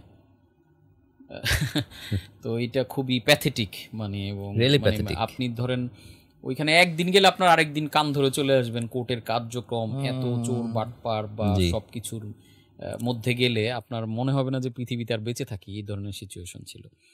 তো ওইটা তো যাওয়া লাগতোই। তো ইন দ্য মিন টাইম যেটা হলো, মানে প্রিয় বাজারটা যখন এই ডিজাস্টার ঘটলো, তখন তো এবার চার দিক থেকেই ঝামেলা, মানে চতুর্মুখী। এই মুহূর্তে কি করব, মানে তখন আমি আসলে ইন্টারনালি ব্রেকডাউন করে ফেলি। মানে আমার কাছে মনে হয় যে আর সম্ভব না। আমার সর্বোচ্চ প্রচেষ্টা করে ইন দ্য মিন টাইম তখন আমার একটা বড় টিম হাতে, তাদের স্যালারি দেওয়া, অফিস হাতে। তখন আমার অফিস শাটডাউন হয়ে গেল, মানে অফিসে আমি ভাড়া দিতে পারতেছি না, ইলেকট্রিসিটি লাইন ফেলে দিছে, এই সিচুয়েশন। এবং এইভাবে যেতে যেতে আমরা তখন 2020-এর দিকে সেই জার্নিতে চলতে চলতে আমরা আরও কিছু বিজনেস, এবং ন্যাচারালসটা তখন আমি 17-র দিকে ইন্ট্রোডিউস করি। আচ্ছা, এটার রিজন ছিল যে ওই ফাংশনটা তো অনেক বড় ফাংশন, এবং আমি যেই কোম্পানিটার কথা বললাম আমাদেরকে প্রতারিত করেছিল, ওই কোম্পানিটাও মূলত এরকম অর্গানিক ফুড এবং ফাংশনাল ফুড নিয়ে কাজ করতো।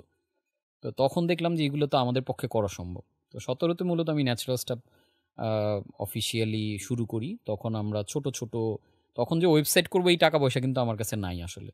ফেসবুকের থ্রুতে আমরা টুকটাক মার্কেটিং 5টা প্রোডাক্ট করলাম, এই টুকটাক করে আর কি চলতেছিল। আর 5টা প্রোডাক্ট কি ছিল ন্যাচারালসের? প্রথম ছিল অশ্বগন্ধা, ত্রিফলা, তারপরে অর্জুন পাউডার, মোরিঙ্গা পাউডার, এই প্রোডাক্টগুলো নিয়ে মূলত আমি আমরা কিনেছিলাম, হ্যাঁ, মনে আছে একদম কোভিডের প্লাস্টিকের জার। মধ্যে। এবং হ্যাঁ, আমাদের হাতে তখন 17তে যদিও শুরু করি, কিন্তু অপারেশন কিন্তু আমি 17তে করতে পারি না। অপারেশন ফুললি আমরা 5টা প্রোডাক্ট নিয়ে শুরু করি 20-এ, এবং করে একটু যখন মুভ করার দিকে তখন মূলত এই পুলিশি কার্যক্রমটা আমাদের হয়, কারণ আমরা মামলাগুলো তো পেমেন্ট করতে পারিনি। আমরা কোর্টের থেকে সময় নিয়ে যেটা করেছিলাম যে আমাদেরকে টাইম পিরিয়ড দিয়েছিলাম এবং সময় নিয়ে যে যারা যারা টাকা পায় আমরা ইনস্টলমেন্ট একটা একটা করে দিব। জি। And এই 8টা মামলার যে পরিমাণ টাকা এদের যে ইনস্টলমেন্ট দেওয়া প্রত্যেকটা হাজিরার ডেট, এটা আমাদের অলওয়েজ সম্ভব হয় না, যার কারণে পরবর্তীতে মামলাগুলো আবার ওয়ারেন্ট হয়ে যায়। এবং ওয়ারেন্ট হয়ে যায়, এখন হয় আমাকে হাজিরা দিতে গেলে ধরে ফেলবে, অথবা আমাকে টাকা নিয়ে যেতে হবে। 8টা মামলা কি শুধু আপনার নামেই ছিল না আপনার অন্যান্য মেম্বারদের নামেও ছিল? 8টার সবগুলোতে আমার নাম ছিল, 3টাতে আমার আর পার্টনার আরেকজনের নাম ছিল আর কি, যেহেতু যৌথ ব্যাংকের চেক ছিল। আর যেগুলো আমি পার্সোনাল চেক দিয়েছিলাম, কারণ তখন তো বাঁচার উপায় নাই, বিধায় অনেকে বলছে তোমার পার্সোনাল চেক দাও, কোম্পানিটা আমি নিব না। আমি পার্সোনালটাও দিয়েছি, যদিও লেনদেনটা কোম্পানি পার্সোনালকে মানে দিয়েছেন। থামানো, অন মোমেন্টে তাকে একটু তো কুল করা লাগবে, বিধায় আমার পার্সোনাল চেকগুলোর কারণে ওই মামলাগুলো আমার পার্সোনাল নামেই হয়। তো এরপরে আমি করোনাকালীন তখন আমরা প্রিয় বাজারটাকে আবার ই কমার্স মডেলেও কিছুটা চেষ্টা করেছিলাম, এবং পরবর্তীতে আমরা ওই করোনার সময় প্রিয় বাজার থেকে কিন্তু ই কমার্স মুভার্স অ্যাওয়ার্ডও পাই, আচ্ছা। ইক্যাপ থেকে আর কি। তো কারণ ওই সময় আমরা স্যানিটারি প্রোডাক্টগুলা, বিশেষ করে ক্লিনিংয়ের আইটেমগুলা, তারপরে স্যানিটাইজার বা এই জাতীয় বিভিন্ন আইটেম, স্যাভলন, এইগুলা বেশ একটা সংকট দেখা দিয়েছিল মার্কেটে। হ্যাঁ, ওই সময় আমার মাথায় একটা স্ট্রাইক করলো, যেহেতু এটার একটা সংকট, তো আমরা সেন্ট্রালি কোম্পানিগুলোর সাথে, এসি এর সাথে কথা বলে স্যাভলনটা ম্যানেজ করতাম। এইগুলা করে তারপরে নিজেরা আমরা একটা স্যানিটাইজার করেছিলাম। ওই সময় একটা সুপার সেল আমরা করেছিলাম, প্রায় 15-20 হাজার ফ্যামিলিতে এই প্রোডাক্টগুলো দিয়ে আমাদের একটা মার্জিনও হয় ভালো। কিন্তু পরে দেখলাম যে আসলে ই কমার্সের মার্কেটটা আমরা 13-14তে যেভাবে ভাবতেছিলাম, করোনার সময় একটা ভালো সেল হলেও পরবর্তীতে দেখলাম চাল ডাল বা মার্কেটে অন্যান্য জায়ান্টরা চলে আসছে ততদিনে। পরবর্তীতে এর জন্য আমি আসলে প্রিয় বাজারটা আর কন্টিনিউ করিনি, অফ করে দিই। বাট ফুললি তখন আমরা ন্যাচারালসটা নিয়ে আর কি ড্রাইভ করি। 2020-এর দিকে কি এটা করেন? 20 কোভিডের দিকে, পরে? হ্যাঁ, কোভিডের থেকেই মূলত আমার ন্যাচারালসটা ফ্লাউরিশ করা শুরু করে আর কি। তো এখন আলহামদুলিল্লাহ Naturals Bangladesh one of the leading organic food brand, যেটা থেকে আমরা বাংলাদেশের টপ সকল pharmaceutical, almost you just name it, Ibne Sina, Square থেকে শুরু করে রেনেটা, হেলথ কেয়ার, সবাই আমাদের কাস্টমার, এবং তারা নিয়মিত আমাদের থেকে প্রোডাক্ট নেয় আর কি। তো কাঞ্চন ভাই, যখন যে মামলাগুলো চলছিল, তারপরে আপনার সিচুয়েশনটা কিভাবে কি হলো? মামলাগুলো থেকে কিভাবে বের হলেন? মামলাগুলো যখন ন্যাচারালসটা রান করা শুরু করলো, তখন তো আমরা ফিনান্সিয়ালি একটু ভালো করছি, টাকা আসতেছে, অ্যাটলিস্ট প্রফিট হইতেছে। এই প্রথম আর কি কোনো বিজনেসে অনেক প্রফিট বছর পরে, হইতেছে, হ্যাঁ, মানে profit এত হচ্ছে। বছর প্রায় আমি 2007 থেকে শুরু করি, তো 7 থেকে 20-এ এসে আমার 13 বছর পরে এসে কোনো একটা ব্যবসাতে আমার যা সেল হইতেছে, সেল অল্প হয় বাট একটা সব খরচ, অফিস খরচ, আমাদের বেতন টেতনের পরেও একটা বিজনেসে প্রফিট থাকে। তো এইটা একটা শক্তি দিল আমাদেরকে। আর ইন দ্য মিনটাইম মাঝখানে যে পার্টটা ভুলে গেছি, যখন আমি মানে প্রিয় বাজারটা আবার ফল করতেছে এই সফটওয়্যার বা এটার কারণে, মামলাগুলো এখন আমি যেতেই পারতেছি না, কন্টিনিউ করা যাচ্ছে না, এইটার একটা সিচুয়েশন, এতগুলো টিম মেম্বার, তখন আমি ইন্টারনালি মনে হচ্ছিল যে আর কন্টিনিউ করা সম্ভব না, এবং এভরি নাও অ্যান্ড দেন মনে হতো যে আজকেই বিদায় নিয়ে যে আজকেই সুইসাইড করে ফেলি, মানে আর তো কোনোভাবে সম্ভব না, মানে আমি তো আমার সর্বোচ্চটা করলাম। তো তখন আসলে বারবারই মনে হইতো, আর আমার ছোট তখন একটা বাচ্চা মেয়ে, 2015-তে আমার মেয়ে হয় একটা, ও তখন একদমই বেবি ছোট, তো ওদের কথাগুলো খুব মানে করতে গেলেই মনে হইতো যে ওরাই বা কোথায় যাবে। আবার তখন মেসেজ আসতো মাথায় যে আমি সুইসাইড করা মানে তো আমি সোসাইটিকে একটা নেগেটিভ মেসেজ দিয়ে দেওয়া, তাহলে অনেক স্ট্রাগলিং মানুষ আছে, তারা তো এটা আমার কারণে মনে করবে যে আসলে তারাও খারাপ চিন্তা ভাবনাই করবে, তো এই মেসেজটাও দেওয়া ঠিক কিনা, এরকম একটা দ্বিধাদ্বন্দ্ব কখনো মনে হয় করে ফেলি। ওই দেখা গেল যে আমাদের বাসার দরজা খুলে ওইখানে আবার বারান্দা দিয়ে বের হওয়া যায়, মানে তো ওইখান থেকে আমি 15 তলায় থাকি, ওইখান থেকে ঝাঁপ দিলেই হয়ে যায়। সো এইটা মানে বারবার আসে। আবার ধর্মীয় পার্সপেক্টিভটা আসে সুইসাইডের ব্যাপারে, আমাদের ধর্মে যেভাবে ডিরেকশনগুলো দেওয়া, নানান দিক থেকেই মানে কন্টিনিউয়াস আসলে আসে। ইন দ্য মিনটাইম কাজ করে যাচ্ছি ঠিকই, কিন্তু ইন্টারনালি না আমি আসলে গুড ফিল করছি না। তো তখন এরকম কিছু বই পুস্তক টুকটাক, তারপরে কিছু ভিডিওস অনলাইনে, ইউটিউবে 1-2টা ভিডিও চোখে আসে, যেগুলো থেকে স্কিলের ব্যাপারটা আমার মাথায় ঢোকে। আর আমি আগে থেকেও স্কিল, পড়াশোনা, বই পুস্তক এগুলোর দিকে ফোকাস ছিলাম, মাঝখানে এই ঝামেলা একটু গ্যাপ হয়ে গেছিলো। তো তখন একটা ভিডিও আমাকে খুব স্ট্রাইক করে, যেখানে আসলে এই সাইকোলজিক্যাল ব্যাপারগুলো নিয়ে খুব বলা হচ্ছিল, আচ্ছা, মেন্টাল হেলথ এইগুলো কিভাবে হেল্প করে। তো ওইখান থেকে তখন মনে হয় যে আমি আরেকটু শিখি, তাহলে আরেকটু দেখার চেষ্টা করি। এই যে আস্তে আস্তে আমি শেখার লাইনে ঢুকে গেলাম 15 পর থেকে। এবং তখন ওয়ার্ল্ড ওয়াইড যারা বিখ্যাত, বিশেষ করে ধরেন জি আব্রাহাম, ফিলিপ কটলারের মার্কেটিং নিয়ে পড়াশোনা শুরু করলাম।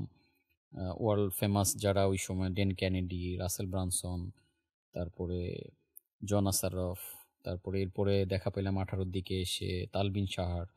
সো এদের নিয়ে ব্যাপক পড়াশোনা এবং স্টাডি। তখন এইগুলো করতে করতে না, এবার স্ট্রাগল ঠিকই আছে, ইটসেলফ স্ট্রাগলে আছি, কিন্তু আমি যখন মেন্টালি ভাইব্রেটিং একটা জায়গায় নিজের স্কিলটাকে ডেভেলপ করেছি, তখন আমি দেখলাম প্রেশারটা এখন আমার কম ফিল হইতেছে, মাইন্ডসেট চেঞ্জ হয়ে যাচ্ছে, কনফিডেন্স চলে আসতেছে। যেটা আমি আমার সেশনে এখন সবসময় বলি, ল অফ পোলারিটি, অর্থাৎ প্রত্যেকটা জিনিসই কিন্তু দ্বৈত, আসলে ডুয়াল। কোনো কিছু কিন্তু ওয়ান সাইডেড হওয়া সম্ভব না, ইট ইজ ইম্পসিবল। এবং আমি এখন বলি যেটা, যে it is impossible for a situation just to be a problem. একটা সিচুয়েশন শুধু প্রবলেম হইতে পারে না, কারণ আল্লাহ তাআলা কোরআনে স্পষ্ট বলেছেন যে আমি সবকিছু জোড়ায় জোড়ায় সৃষ্টি করেছি। তাহলে প্রবলেমের জোড়াটা কোনটা? Possibilities, solution. তাহলে আমরা পসিবিলিটিসটা দেখি না, but we are so focused on problem. আর হোয়ার ইউ ফোকাস এক্সপান্ডস। তো আমি প্রবলেমে ফোকাস করে করে অনেক বড় করে ফেলছিলাম প্রবলেমে, যার কারণে সুইসাইডটাই আমার কাছে একমাত্র সলিউশন মনে হচ্ছিল। তো যখন আমি স্কিলড হলাম, তখন দেখলাম যে না, আসলে এই পুরো জার্নিতে যা কিছু ঘটছে, এটা আমার স্কিল গ্যাপ, নাথিং এলস। এবং আমি যে আমার এখন মেন্টি যারা আছে তাদেরকে অলওয়েজ বলি যে you don't have money problem, you have skill problem. আমরা বলি আমার marketing, you don't have marketing problem, you have marketing skill problem. You don't have sales problem, you have selling skill problem. All problem আর skills problem, মানে প্রত্যেকটা problem আসলে স্কিলের গ্যাপের কারণ। ওইটা আমার কাছে অনেক বড় প্রবলেম। দেখেন, যে কাজটা আপনি না পারেন, ওইটা তো আরেকজন ঠিকই করছে। আমি সাঁতার জানি না, আমাকে পানিতে ফেলে দিলে আমি ডুবে যাব। সেম পানিতেই আরেকজনকে ফেলে দিলে সে মজা করে সাঁতার কাটবে। আমরা সুইমিং পুলে গিয়ে মজা করে সাঁতার কাটি। তার মানে প্রবলেমটা হচ্ছে আমার স্কিলে। এইটা যখন আমি বুঝে গেলাম, তখন আমি মরিয়া রাত দিন, মানে বিশ্বাস করবেন কি না যে মানুষ বিসিএসও এত পড়াশোনা করে না, 17-18 ঘন্টা। মানে আমি কখন খাইছি, কখন ঘুমাইছি, আমার কিচ্ছু মনে নেই। টানা 2-3 বছর স্কিল ডেভেলপমেন্ট, যে স্কিল আমার স্টাডি করেছেন, স্টাডি ধার দেনা করে তখন মানুষের থেকে কোর্স কিনা শুরু করলাম। এবং পৃথিবীর এমন কোনো ভালো ইনস্টিটিউটের নাম আপনি বলতে পারবেন না, অ্যাটলিস্ট অল্টারনেটিভ এডুকেশনে, যেখানে আমার একটা কোর্স অন্তত কিনা নেই। এবং তাদের সব ধরনের কোর্স, বই পুস্তক, যাকে মনে হইতো যে ওনার বইটা পড়ে ভালো লাগছে, আচ্ছা ওনার কোর্স কি আছে, হাই ভ্যালু কি আছে, আর কোথায় আছে, ইন ডেপথ সব কিছু লার্নিং নিয়েছি আমি। যার কারণে আমি তখন ফাইন্ড আউট করলাম যে মানুষের জীবনে দুইটাই স্কিল খুবই জরুরি, অ্যাটলিস্ট বিজনেস করার জন্য। একটা হলো সাইকোলজি আর একটা হচ্ছে মার্কেটিং। এবং এইটার উপরে আমি ব্যাপক পড়াশোনা শুরু করলাম যে আমি যদি মানুষের সাইকোলজি, আমার সাইকোলজি বুঝলে আমি আমাকে ভালো রাখতে পারবো, আপনার সাইকোলজি বুঝলে আপনার কাছে আমি ভালো বিক্রি করতে পারবো। রাইট। আর মার্কেটিং হচ্ছে এই সাইকোলজি আর ইকোনমিক্সের ব্লেন্ডিং। তো তখন আমার কাছে মনে হইলো যে না, আমার কাছে এখন যদি আপনি মাটিও দেন, আমি এক টুকরা মাটি 1 কোটি টাকা বিক্রি করতে পারবো। আমি জানবো যে এটার মধ্যে কোন পার্সিভ ভ্যালুটা অ্যাড করলে মানুষ 1 কোটি টাকা দিয়ে মাটিটা কিনবে। তো ইন দ্য মিন টাইম যখন ন্যাচারালসটা হলো, তখন আমি ব্র্যান্ডিং, মার্কেটিং এগুলো বুঝে গেছি। বিধায় আমি ন্যাচারালসটাকে এমনভাবে ডেভেলপ করলাম, যদিও এটা ফাংশনাল ফুড, কিন্তু মানুষকে এমন একটা ফিল দিলাম ইটস এ প্রিমিয়াম প্রোডাক্ট। যার কারণে এটার প্যাকেজিং, এটার কন্টেন্ট, এটার যা কিছু, আমি এটার কন্টেন্ট লিখতে গিয়ে আমার মনে হয় যে আয়ুর্বেদের যত বই পুস্তক আছে আমি পড়ে ফেললাম। এত ফেরোসাস, ভালো লাগছে, আমিও নিজে কিনেছি। বাংলা ভাষা এই জাতীয় প্রোডাক্টের কোনো কন্টেন্টই ছিল না এখন পর্যন্ত। যে যেখানে এগুলো যা শেয়ার করে সব স্টিল আমার লেখা। ওই যে আমাদের কন্টেন্ট ওয়েবসাইটে ছিল, মানুষ তখন এটাকে ঘুরায় পেঁচায় তাদের মতো করে লিখছে। আমি প্রত্যেকটা প্রোডাক্টের আলাদা আলাদা গুণাগুণ বের করলাম। এখন দেখবেন যে এই জাতীয় প্রোডাক্ট বা হার্বসগুলো যারা বিক্রি করে, একটা প্রোডাক্টের 12টা গুণাগুণ বলে। কিন্তু আমি যখন মার্কেটিং সাইকোলজি বুঝে গেছি, তখন আমি দেখলাম যে না, অশ্বগন্ধার আমি যদি 20টা গুণাগুণ লিখি, মানুষ কেন কিনবে? হ্যাঁ, এটা তো কমন হয়ে যাবে, সব প্রোডাক্টে কমন বলতেছেন। তখন আমি স্পেসিফিক প্রতিটা প্রোডাক্টের জন্য আলাদা ইউএসপি বের করলাম। যেমন আমি ত্রিফলাকে বললাম, বলতে কি বোঝাচ্ছেন ভাই? Unique selling proposition. একটা প্রোডাক্টটা আপনি কেন কিনবেন, ত্রিফলাটা আপনি কেন খাবেন। এখন আমি যদি 20টা কারণ বলি, আপনি কি কিনবেন না। আমি যদি বলি যে আপনার গ্যাস্ট্রিকের জন্য সমাধান করবো, আমার গ্যাস্ট্রিক আছে ভাই দেন তো, আমি তখন ত্রিফলাকে গ্যাস্ট্রিকের সাথে রিলেট করলাম, যে এটাকে হাইলাইট করলাম গ্যাস্ট্রিকের সলিউশন হিসেবে। এটার মধ্যে অন্যান্য গুণাগুণ আছে, এগুলো প্যাকেটে লেখা থাকবে, বাট আমি কমিউনিকেশন এটা আনলাম। আমি অশ্বগন্ধাকে ঘুমের সাথে রিলেট করলাম, কারণ এটার মধ্যে এমন কিছু উপাদান আছে যেটা মানুষের ব্রেনকে কুল করে। মানুষের ডিপ্রেশন কমায় এবং মানুষের ঘুম আসতে হেল্প করে। তো এটাকে রিলেট করলাম, তাহলে যার ঘুমের প্রবলেম এরা ইচ্ছা মতো কিনতেছে। এইভাবে প্রত্যেকটা প্রোডাক্টের ইউএসপি বের করে করে আমি যখন সেল করা শুরু করলাম, এই 5টা প্রোডাক্ট দিয়েই আল্লাহর রহমতে একটা হিউজ ভলিউমে আমরা কিন্তু তখন সেল করি। সো এই ছিল অবস্থা। তার মানে আমাকে আসলে এই সুইসাইডাল থট বা এই জায়গা থেকে ঘুরে আসতে হেল্প করেছে স্কিল। সো আমি মনে করি যে অডিয়েন্স যারা আমাদের পডকাস্টটা শুনতেছেন, একটা সিম্পল কথা, আপনি যেই প্রবলেমটা এখন আছেন, you don't have money problem, আপনার money problem, you have mind problem. কারণ আপনার ব্রেইনটাকে যথেষ্ট তৈরি করা হয় নাই, এতে আপনার কাছে প্রবলেমটা অনেক বড় মনে হইতেছে, বাট প্রবলেমের ঠিক পাশেই সলিউশনটা আছে। এইটা দেখার দৃষ্টিভঙ্গিটা আপনার মধ্যে তৈরি করতে হবে। তো যেই প্রবলেমে আছেন ওইটার সলিউশন আসলে আছে, বাট আমরা দেখতেছি না। তো just because you cannot see that doesn't mean it is not there. আমি দেখি না মানে জিনিসটা, আমি তো অক্সিজেনও দেখি না, তার মানে অক্সিজেন নাই, আমি তো নিচ্ছি এভরি নাও এন্ড দেন। আছে, আমরা তো সৃষ্টিকর্তাকেও দেখি না, তার মানে উনি বিলং করেন না, অবশ্যই করেন। কিন্তু আমরা দৃষ্টি সীমানায় দেখি মাত্র 0.0035%।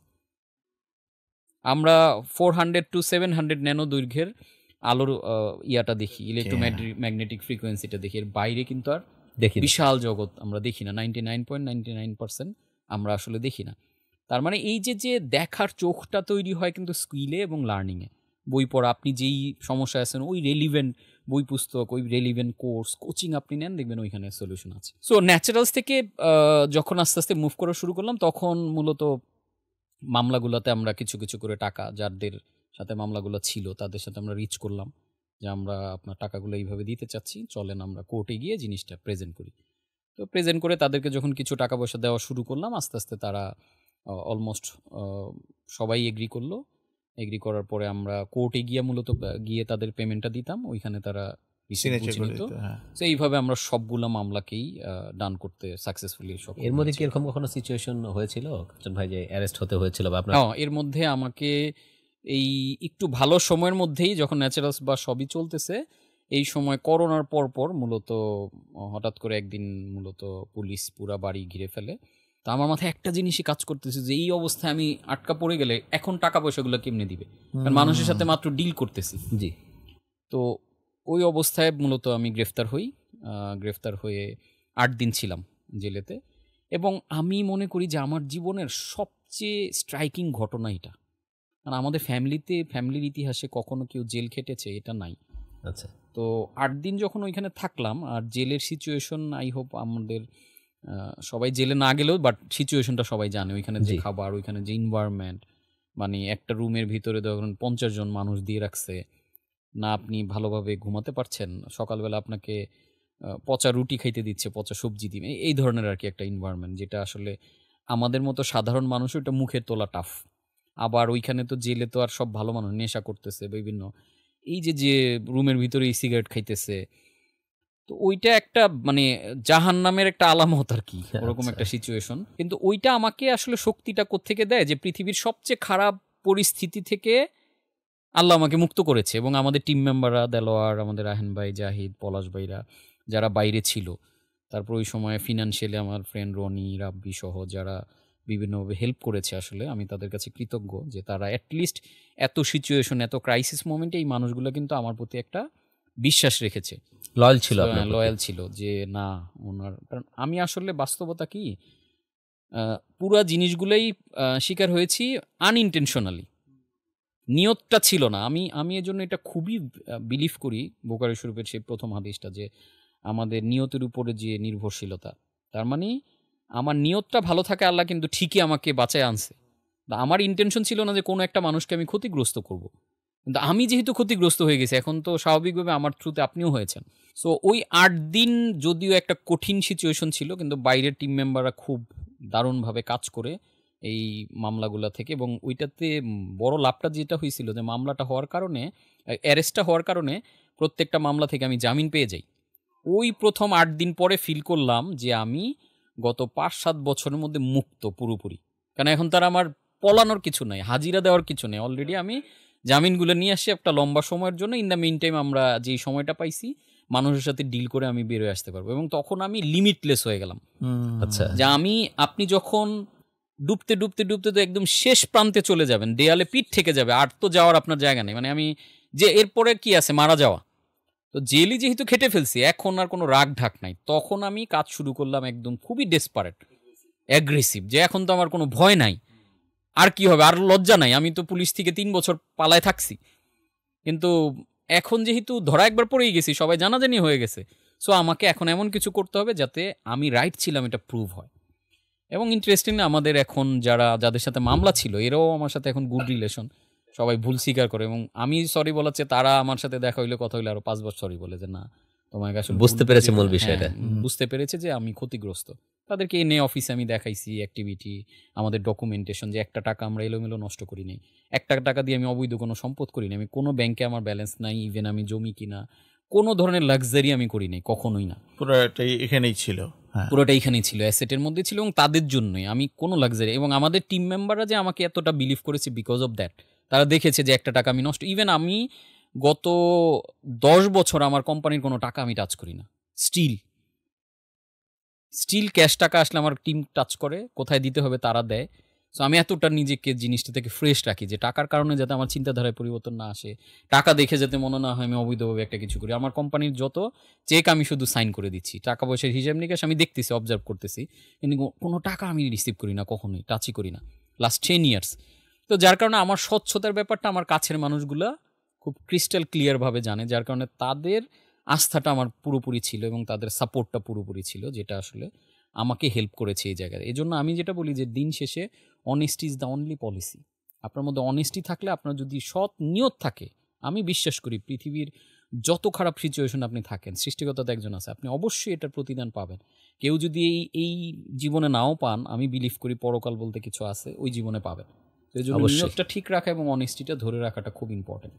এবং এই কারণে আমার সাথেই সোফার যারা ডিল করেছে কেউ বলতে পারবে না যে না আমি ইন্টারন্যাশনালি তাকে ক্ষতিগ্রস্ত। হ্যাঁ, আমার জার্নি থ্রুতেও আমি এর আগেও একটা পডকাস্টে গিয়েছিলাম, আমি হাত জোর করে তাদেরকে সরি জানিয়েছি যে আসলে আনইনটেনশনালি, আর বিজনেস করতে গিয়ে মানুষ এরকম ভুল অনেকেই করে। কিন্তু এখনও আমি যারা আমাদের কাছে টাকা পয়সা বিভিন্নভাবে পেত, আমি ফেসবুকে এসে ঘোষণা দিয়েছি যে যারা পান, সবার সাথে তো সবার কন্ট্যাক্ট নাম্বার নাই, রিচ করা যাচ্ছে না, আপনারা আমাদের পেজে রিচ করেন, আমাদের কাস্টমার সার্ভিসে রিচ করেন, আপনাদের পাওনা আমরা বুঝিয়ে দিব। এবং কন্টিনিউয়াস যে মানুষ আমার সাথে আজ থেকে 2011 সালে 10 বছর আগে আমার সাথে পার্টনারশিপেও ছিল। সো পার্টনারশিপ বিজনেসের মূল কথা কি, আপনার সাথে আমি পার্টনারশিপে গেলাম, ব্যবসায় লস হইলে আপনারও লস আমারও লস, কিন্তু আমার থ্রুতে যেই মানুষটা 1 টাকাও লস করেছে তার 1 টাকাও আমি এখন ব্যাক দিচ্ছি। যেটা রেয়ার, শুধু বাংলাদেশ না, হোল ওয়ার্ল্ডেই এটা রেয়ার যে আপনি ব্যবসা অবশ্যই করেছিলেন, rare। লস Loss হয়েছে। করেছে। কিন্তু আমার চিন্তা হলো যেহেতু আল্লাহ আমাকে এখন সামর্থ্য দিয়েছে, সো কোনো মানুষের যাতে আমার প্রতি ওই কষ্টটা না থাকে, যেহেতু আমি বিপদের মধ্যে দিয়েছি, ওইটা আমি রিকভার করছি আর কি আমার জায়গা থেকে। কাঞ্চন ভাই, আমরা খুবই এক্সাইটেড যে আপনার ট্রেনিং এর ব্যাপারে, যে আপনি রিসেন্টলি বেশ বড়ভাবে ট্রেনিং করাচ্ছেন বাংলাদেশে, জি। এবং আমি বলবো যে আপনি one of the most highlighted trainer বাংলাদেশে। তো এই ট্রেনিংটা কবে থেকে শুরু হলো এবং কিভাবে এটা শুরু করলেন? আমি ট্রেনিংটা মেইনলি 2012 থেকেই করতাম, কন্টিনিউ বিভিন্ন প্রতিষ্ঠানে টুকটাক ট্রেনিং। 12 বলতে আমার একটা প্যাশনের জায়গা ছিল আর কি, বিভিন্ন কর্পোরেট, কিন্তু মামলা মোকদ্দমা এই সকল কারণে আমার যাওয়া হয় না। ইভেন আমি যে বই পুস্তক লিখে, লেখালেখিটা আমি স্কুল বয়স থেকে করি, ক্লাস 7 থেকে আমি 21 টিভির সাংবাদিকতার সাথে ছিলাম, বাংলাদেশের দৈনিক অনেকগুলো পত্রিকার আমি লোকাল প্রতিনিধি ছিলাম। সো লেখালেখি এবং মানুষের সাথে কোলাবোরেট করে মানুষকে কিছু শেখাইতে আমি অলওয়েজ পছন্দ করতাম। মানে আমার ব্রেনে যে জিনিসটা আছে আমি চেষ্টা করতাম এটা ছড়ায় দেওয়ার জন্য, কারণ আমি বিলিভ করি যে স্কিল আসলে ভেতরে রাখার জিনিস না, এটা আরও মানুষকে দিলে এখান থেকে এটা মোমের আগুনের মতো, আমি যখন এটা শেষ হবে না বরং আরও রিপল ইফেক্ট হবে। তো এই জিনিসটা আমার মধ্যে খুব প্রচণ্ডভাবে আসছে আমি যখন খুব ক্রাইসিস মোমেন্টে, যখন সুইসাইডাল যে 15-16 সময়টাতে, আমি তখন বাংলাদেশে এরকম কর্পোরেট বলেন বা মোটিভেশনাল স্পিকার বলেন যাদেরকে আমরা চিনি, আমি কারো নাম মেনশন করছি না, এরকম বেশ কিছু জনকে আমি রিচ করেছিলাম, ফেসবুকে হোক নাম্বার কালেকশন, তাদেরকে রিচ করে আমি আমার প্রবলেম যে এরকম খুব খারাপ অবস্থায় আছি, সুইসাইডাল স্টেজে, কি বলবো, আনফর্চুনেটলি কেউ আমাকে ওই সাপোর্টটা দেয় নাই, ইভেন আচ্ছা। কেউ আমাকে টাইমও দেয় নাই যে একদিন আসো বা দেখা করো বা সামথিং, একটু 5 মিনিট কথা বলা। কিন্তু এদেরকে তো বাইরে থেকে আমি দেখলাম যে আসলে অনেক সাপোর্ট দিচ্ছে মানুষকে, কিন্তু আমি মরে যেতেছি এরকম একটা সিচুয়েশন, একটা মানুষকে রিচ করতেছি, সে অ্যাটলিস্ট কথা বলারও টাইম নেই, ইভেন মেসেজ দেখতেছে আনসার দিচ্ছেন এরকম অনেকে।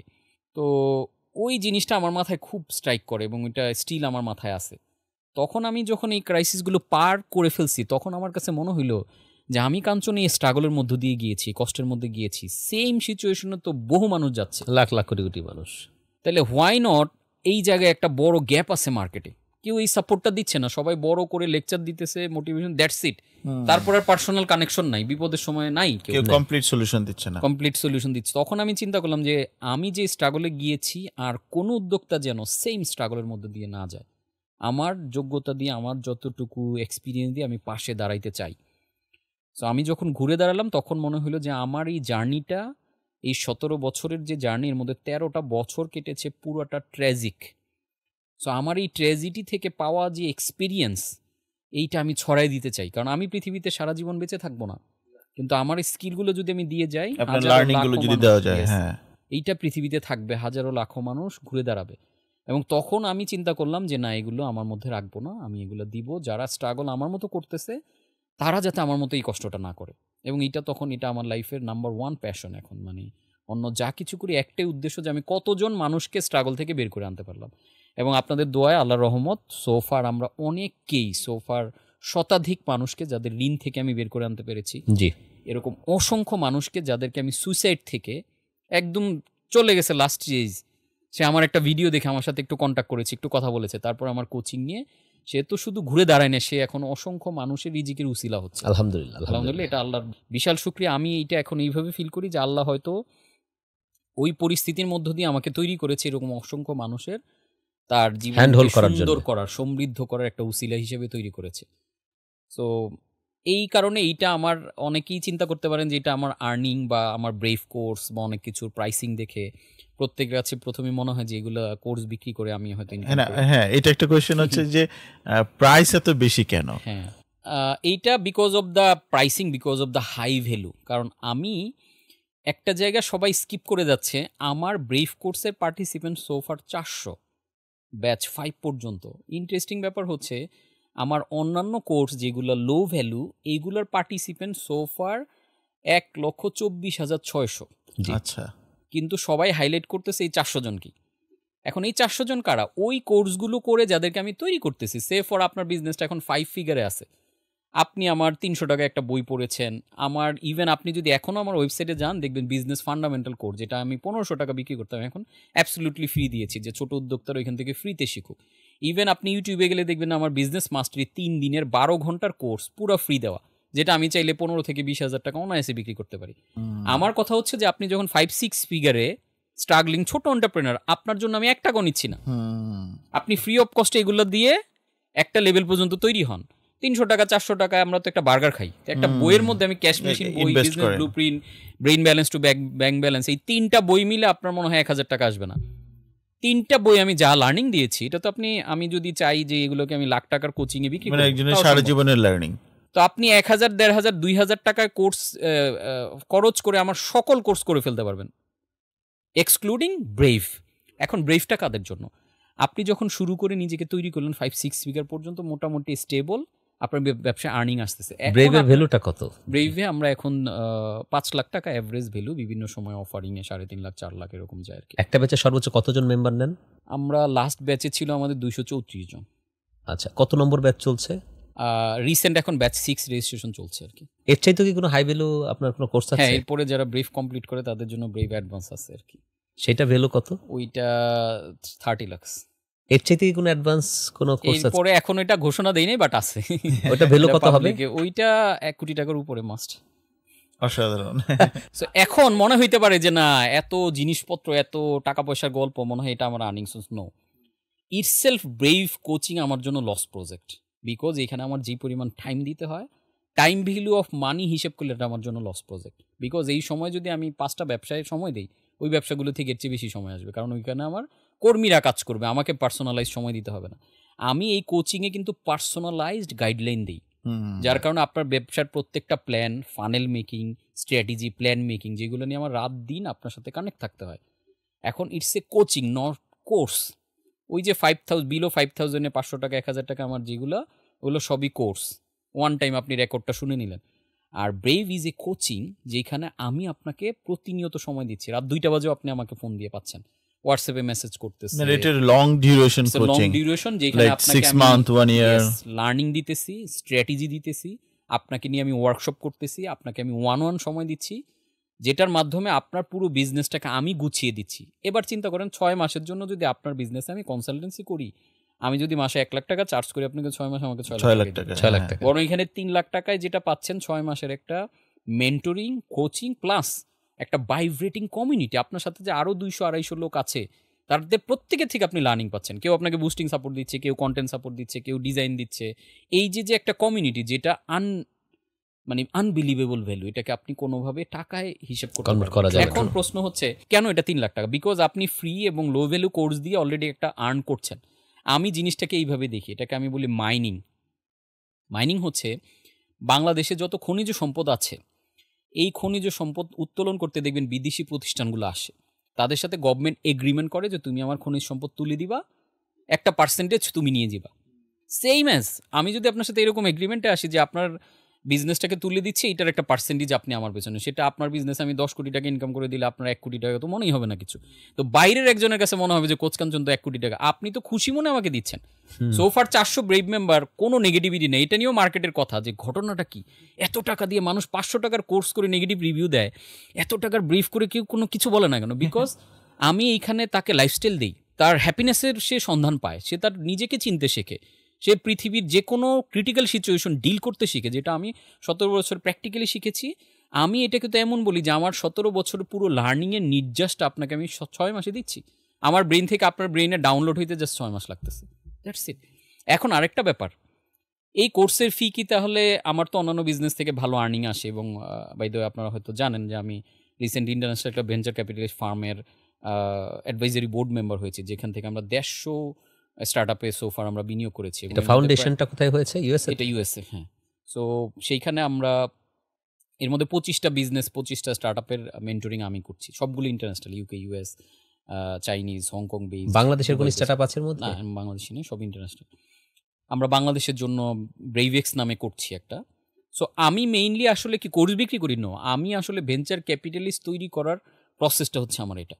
আপনি আমার লো ভ্যালু থেকে ব্রেইভে আসলেন, ব্রেইভ থেকে ব্রেইভ অ্যাডভান্সে, তারপর ইভিসিতে আসলেন, তারপরে এখান থেকে যখন আর্ন করছেন, আপনার আর্নিংয়ের একটা ইনভেস্টমেন্ট দিয়ে আমরা একটা ভেঞ্চার ক্যাপিটালিস্ট ফার্ম করতেছি, যেখানে 1000 ব্রেইভ মেম্বার সুযোগ পাবে, প্রত্যেকে 10 কোটি টাকা করে দিয়ে 10,000 কোটি টাকার একটা ফান্ড জেনারেট করবে। এটা আমরা 2026 থেকে শুরু করবো আর কি। ভেঞ্চার ক্যাপিটালটা যদি একটু বুঝিয়ে বলুন, অনেকে এটা বোঝেন না। এইটা সিম্পল, সেটা হচ্ছে আমরা বিভিন্ন স্টার্টআপ এবং এসএমইগুলোতে বিনিয়োগ করব। ভেঞ্চার ক্যাপিটালিস্ট মানে হচ্ছে আমার টাকা আছে, আমার টাকা আমি অনেকগুলো ছোট ছোট স্টার্টআপে বিনিয়োগ করব। সো এখানে আমরা 10,000 কোটি টাকার একটা ফান্ড বানাচ্ছি ব্রেভরা মিলে, যেটাতে আমাদের প্রাইমারি টার্গেট 5,000 স্টার্টআপে বিনিয়োগ করা, যাদেরকে আমরা গ্লোবাল মার্কেটে নিয়ে যাব, এবং ওই বিজনেসগুলোকে মেন্টরিং আমরাই করব। কারণ 1000 ব্রেভ মেম্বারকে তো আমি সোফার তৈরি করেছি, তারা প্রত্যেকে 5টা করে বিজনেসকে মেন্টরিং করলে 5,000 বিজনেস অনায়াসে মেন্টরিং করা সম্ভব। আর টপ থেকে তো আমি পুরোটা মনিটরিং করছি। ইভেন তাদেরকে আমরা মেন্টরিং দিচ্ছি, কোচিং, স্ট্র্যাটেজি মেকিংয়ের support plus finance support. So আমার টার্গেট হলো এর মধ্যে যদি 500 বিজনেসকে আমরা গ্লোবালি হিট করাইতে পারি, তাহলে বাংলাদেশ একটা নতুন বাংলাদেশে পরিণত করা সম্ভব। কারণ সো ফার খেয়াল করেন, বাংলাদেশের যে ইনোভেটিভ স্টার্টআপগুলো, এগুলো কিন্তু বিদেশিরা এসে কিনে নিয়ে যাচ্ছে। সে ফর দেন শপ আপ বা 10 মিনিট স্কুল বা পাঠাও, ভালো করছি, ইটস ওকে, মানলাম। কিন্তু আপনি একটা ইন্ডিয়ান কোম্পানি যখন 10 মিনিট স্কুলে বিনিয়োগ করতেছে, তাহলে 10 মিনিট স্কুল তো আর আমার থাকলো না, এটা তো ইন্ডিয়ান হয়ে গেল। Absolutely right. আলটিমেটলি আমার টার্গেটটা হচ্ছে আমাদেরই অনেকের কাছে টাকা পয়সা আছে, এলোমেলো হয়ে আছে, এটাকে অর্গানাইজ করা দরকার। করলে আমরা অনেক স্টার্টআপ তৈরি করতে পারবো, যেটার মালিক আমরা, এবং আমরা এটা গ্লোবাল মার্কেটে পাঠাবো। ওইভাবে জিনিসটাকে আমি সাজানো। So it's a long journey, not only course, not only coaching, it's a huge, যেটা আমাদের পুরো অর্থনীতিতে একটা বড় ইম্প্যাক্ট, বড় অবদান রাখবে। কারণ আপনাকে আমি ছোট থেকে তৈরি করে করে করে করে বড় করছি। আপনি 100 কোটি টাকা ইনকাম করে ওইখান থেকে 10 কোটি টাকা একটা ক্যাপিটালে ইনভেস্ট করছেন, যেটা থ্রুতে আপনি আরও অনেকগুলো বিজনেসের মালিক হচ্ছেন। এবং আমার টার্গেট, আমি এর আগেও বলেছি, আমার জীবদ্দশায় আমি অন্তত 1000 খানেক বিজনেসের মালিক হয়ে মারা যেতে চাই। কাঞ্চন ভাই, আরেকটা জিনিস হচ্ছে যে হ্যাপিনেস কোচ। তো এই টার্মসটা কিন্তু বাংলাদেশে একেবারেই নতুন, যে কাউকে আমি দেখি নাই যে হ্যাপিনেস কোচ। মানে যদিও আমরা এর উপরে দেখি বিভিন্ন ধরনের কোর্স আছে, ইন্টারন্যাশনালি বুকস আছে, বাট বাংলাদেশে কিন্তু এটা নিয়ে ওরকম ভাবে চর্চা হয় না। আপনি যদি একটু কাইন্ডলি বলেন যে এই হ্যাপিনেস কোচের ব্যাপারটা আসলে কি? হ্যাঁ, হ্যাপিনেস কোচ আসলে আলটিমেট মানুষের জীবনে, আমি মনে করি happiness is the ultimate currency. আমরা জীবনে যাই করি, ধরেন একটা স্টুডেন্টকে জিজ্ঞেস করলে যে তুমি কি হইতে চাও, সে বলবে যে আমি বিসিএস ক্যাডার হইতে চাই। পারফেক্ট। বিসিএস ক্যাডার কেন হইতে চাই? আমি ভালো থাকতে পারবো, আমি ফ্যামিলি নিয়ে কি বলে একটা নিরাপদ লাইফ লিড করতে পারবো, এই যে ভালো থাকতে পারবো, নিরাপদ লাইফ লিড করতে পারবো, এটার আলটিমেট ব্যাকএন্ডের কথাটা কি? হ্যাপিনেস। মানে আমি ভালো থাকা মানে আমি হ্যাপি থাকা। তার মানে আপনি ব্যবসা করছেন, আপনি জব করছেন, আপনি যে কোনো কেরিয়ারে ড্রাইভ দিচ্ছেন, আলটিমেট উদ্দেশ্য কিন্তু হ্যাপি থাকা। আমি যেটা দেখেছি সেটা হচ্ছে যে মানুষ অনেক টাকা আর্ন করতেছে, কেরিয়ারে অনেক টপমোস্ট পজিশনে চলে যাচ্ছে। ধরেন অস্কার বিজয়ী রবিন উইলিয়াম যখন সুইসাইড করে ফেলে, তাহলে বুঝতেই হবে যে হ্যাপিনেস ছিল না। হ্যাঁ। আছে। সো এই জায়গাতে যখন আমি দেখলাম যে আমাদের দেশে প্রচুর ছেলে পেলে সুইসাইড করে এবং প্রতি বছর 10,000-এর উপরে, মানে অন অ্যাভারেজ আমাদের দেশে প্রতিদিন 32 জন মানুষ সুইসাইড করে প্রতিদিন Huge, বাংলাদেশে প্রতিদিন 32 জন। বাংলাদেশে, হ্যাঁ, এটা পুলিশ ব্যুরোর একটা মানে স্ট্যাটিস্টিক্স। এরপরে ঢাকা শহরে মানে 37 মিনিটে একটা ডিভোর্স হইতেছে। তার মানে মানুষের রিলেশনশিপ ঠিক নাই, মানুষের মিনিং ঠিক নাই লাইফে। হয়তো আর্নিং করছে, প্রফেশনালি আমরা দেশকে আগায় নেওয়ার জন্য অনেক কাজ করতেছি, কিন্তু ইমোশনালি মেন্টালি আমরা অনেক পিছিয়ে যাচ্ছি। এবং সারা True, true. পৃথিবীতে এখন 1 বিলিয়ন মানুষ ডিপ্রেশনে আছে, মেন্টালি কোনো না কোনো ডিজিজে আক্রান্ত। এবং হোল ওয়ার্ল্ডের ডেটা আরও ভয়ঙ্কর, প্রতি 40 সেকেন্ডে একজন মানুষ সুইসাইড করে, এভরি 40 সেকেন্ডস। সো ওই জিনিসগুলো নিয়ে যখন আমিও ওরকম একটা সিচুয়েশনের মধ্যে দিয়ে এসেছি। বাংলাদেশে 1 কোটির উপরে মানুষ মানে গোয়িং টু সুসাইড, অর্থাৎ তারা যে কোনো মুহূর্তে Depressed, করে হ্যাঁ। ফেলবে এরকম অবস্থায় আছে। সমাজের কথা, ধর্মের কথা, বাচ্চার কথা, ফ্যামিলি, অত কারো না কারো কারণে কোনো রকমে সে টিকে আছে 1 কোটি মানুষ। তখন আমার কাছে মনে হলো যে আমি যেহেতু বিজনেস নিয়ে কোচিং করাচ্ছি, কেরিয়ার নিয়ে কথা বলতেছি, সো আমার এটাকে একটা ব্লেন্ড করা দরকার। দ্যাটস ওয়াই আমি একটা নতুন টার্মই নিয়ে আসছি, যে সাদি ভাই সুন্দর করে পরিচয় বলছিল, হ্যাপিনেস বিজনেস কোচ। তো প্রথমেই মনে হবে যে হ্যাপিনেস আবার বিজনেস কোচ কেমনে হয়। আমি দেখলাম যে ওয়ার্ল্ড ওয়াইড যারা হ্যাপিনেস নিয়ে কাজ করে, এবং আমি কিন্তু হ্যাপিনেসের উপর internationally certified, happiness studies academy থেকে আমি বাংলাদেশের প্রথম আন্তর্জাতিক সার্টিফাইড হ্যাপিনেস কোচ হই। তো হ্যাপিনেসটাকে সবাই বানায় ফেলছে যেরকম একটু সাধু সন্ন্যাসীদের কাজ, ধ্যান করব, পাহাড়ে গিয়ে থাকবো। আর যারা বিজনেস কোচিং করে তারা ফেরোসাস, তারা দামি দামি গাড়ি দেখাচ্ছে, ব্লেজার স্যুট এগুলো দেখায় শুধু বানাচ্ছে যে টাকা কামাও। তখন আমি চিন্তা করলাম there is a big gap. একটা গ্রুপ মানুষকে অনেক স্লোয়ার করে ফেলতেছে, এই স্লোয়ারটা এখনকার পৃথিবীতে এখনকার পেসের সাথে ম্যাচ করতেছে না। যে এখন বসে বসে সারাক্ষণ ধ্যান করা, মাইন্ডফুলনেসের কথা বলে পারতেছে না মানুষ। আবার আরেক গ্রুপ ফেরোসাস বানায় ফেলতেছে, শুধু টাকা টাকা। আমি বললাম হোয়াই নট, ওয়ার্ল্ডের মার্কেটে আমি এটা নিয়ে অলরেডি মুভমেন্ট চালু করেছি। আমি একটা প্রজেক্ট অলরেডি করেছি, হ্যাপিলিয়নিয়ার, যেখানে আমি দেখেছি $1 বিলিয়ন মালিক যারা, দেখবেন যে এদের ম্যাক্সিমামের বাসায় বউ নেই। তো আমি চিন্তা করলাম যে হ্যাপিলিয়নিয়ার অর্থাৎ millionaire plus happiness equals happillionaire, billionaire plus happiness equals happillionaire. Happillionaire একটা গ্লোবাল মুভমেন্ট, যেটা নিয়ে আমরা অলরেডি কাজ করতেছি, যেখানে টার্গেটই হচ্ছে যারা রিচ পিপল, টাকা আর্ন করতেছে বাট হ্যাপি না, তাদের এই ফ্যামিলি লাইফ, এই হ্যাপিনেসটাকে ফিট করে দেওয়া। তার মানে হ্যাপিনেস বিজনেস কোচ হিসাবে আমি যেটা করছি যে আপনার লাইফের happiness with career, with business, with earning, এবং দের ইজ এ মানে হিউজ রিসার্চ অন ইট। হ্যাপিনেসের সাথে টাকা পয়সার একটা ব্যাপক রিলেশন আছে। আপনি যথেষ্ট পরিমাণে আর্নিং না করলে, আপনার বেসিক নিড যদি প্রপার আপনি ফুলফিল না করতে পারেন, তাহলে আপনি কোনোদিনও হ্যাপি হতে পারবেন না, যত হ্যাপিনেসের ট্রেনিং করেন। তখন আমার কাছে মনে হলো যে কেরিয়ার এবং হ্যাপিনেস দুইটাকে ব্লেন্ড করে একটা কিছু দরকার ওয়ার্ল্ডের মার্কেটে ইটসেলফ। তখন থেকে মূলত আমি এই হ্যাপিনেস বিজনেস কোচিংটা চালু করি। এখন আরেকটা প্রশ্নই যে একটু আগে ছিল, যেটা যে আমার কোচিংগুলোর এত ভ্যালু কেন, 3 লাখ টাকা, 30 লাখ টাকা, শুনতে ভয় লাগে। বাট দেখেন 3 লাখ টাকা এখনকার পৃথিবীতে আপনি কি করতে পারবেন? আপনি বাচ্চাকে একটা ভালো স্কুলে দিতে গেলে আপনার 3 লাখ টাকা লাগবে। আপনি ঢাকা শহরের আশেপাশে ঢাকায় একটা ফ্ল্যাট কিনতে পারবেন, 1 কোটি টাকা দিয়ে একটা ফ্ল্যাট কিনা যায় না। When you pay big attention. আমি যদি ব্রেভ কোচিং প্রোগ্রামকে ফ্রি করে দেই, ইট কস্ট ইউর লাইফ। কেন আপনি এটা গুরুত্বই দিবেন না? আপনি দেখেন ফ্রি কোনো কিছু আমরা ওইভাবে গুরুত্ব দিয়ে করি না। আমি ব্রেভের অনেক লার্নিং আমার বইগুলোতে দিয়ে রেখেছি, মানুষ পড়ে এগুলোকে কাজে লাগে না। সো আমাদের পৃথিবীতে এখন গ্যাপ কি? একটা সময় গত শতাব্দীতে সাকসেস অ্যান্ড ফেইলিওরের গ্যাপ ছিল নলেজ, জানতে হবে অনেক, যার কারণে অনেক school, college, university, knowledge is no longer the gap. এখনকার পৃথিবীতে নলেজ কোনো গ্যাপ না, এখন মনে হয় ফোকাস ইমপ্লিমেন্টেশন। Implementation. আমরা প্রচুর জানি, আপনি যে কোনো নলেজের আপনার অ্যাক্সেস আছে, কিন্তু আপনি কি করেন? সব নলেজে যা কিছু আমরা জানি আমরা করি না। হ্যাপি থাকার জন্য কি কি করা লাগবে সবচেয়ে স্যাডেস্ট পার্সনকে জিজ্ঞেস করেন, সেও বলতে পারবে, কিন্তু ও করবে না ওগুলা। তো যেটা হয়, আপনি যখন হাই ভ্যালু একটা কোচিংয়ে জয়েন করেন, আপনার একটা সিরিয়াসনেস কাজ করেন, না এতগুলো টাকা দিয়ে আসছি, তার মানে কিছু করতে হবে। জাস্ট বিকজ ব্রেভের কোর্স ফি বেশি, যার কারণে এটার রেজাল্ট অনেক বেশি আপনার লাইফে। আমি যদি এটাকে ফ্রি করে দেবে 3,000 টাকার কোর্স করি, এটা এই রেজাল্টটা দিবে না। তাহলে ইট কস্ট ইউর লাইফ। আপনি হয়তো তখন নোয়িংটা হবে, ডুইংটা হবে না। আমি এখানে যে পরিমাণ অ্যাসাইনমেন্ট দিই, যে পরিমাণ অ্যাক্টিভিটি দিই, মানুষ যে পরিমাণ অ্যাক্টিভ থাকে, কোনো পার্টিসিপেন্ট ক্লাস মিস করে না। মানে প্রিমিয়াম আউটকাম উইথ প্রিমিয়াম মানুষ তখন পেমেন্ট। চিন্তা করে যে না, আমাকে when you pay big you pay big attention। যে কোনো কাজে আপনি বেশি টাকা দিলে অ্যাটেনশনটা বেশি থাকবে, এবং আলটিমেটলি এই টাকা ঘুরে ফিরে দেখবেন আপনার পিছনে আমি খরচ করতেছি, আমি যে নিয়ে চলে যাচ্ছি ব্যাপারটা এমন না, কিন্তু আপনার লাইফে ইম্প্যাক্ট ক্রিয়েট করতেছি। That's it. আমরা আপনার অনেক বই পড়েছি, এর মধ্যে বিশেষভাবে যেটা হচ্ছে আমি সকাল এক্সারসাইজ করার সময় আপনার অডিওটা অনেকবার শুনেছি, cash machine.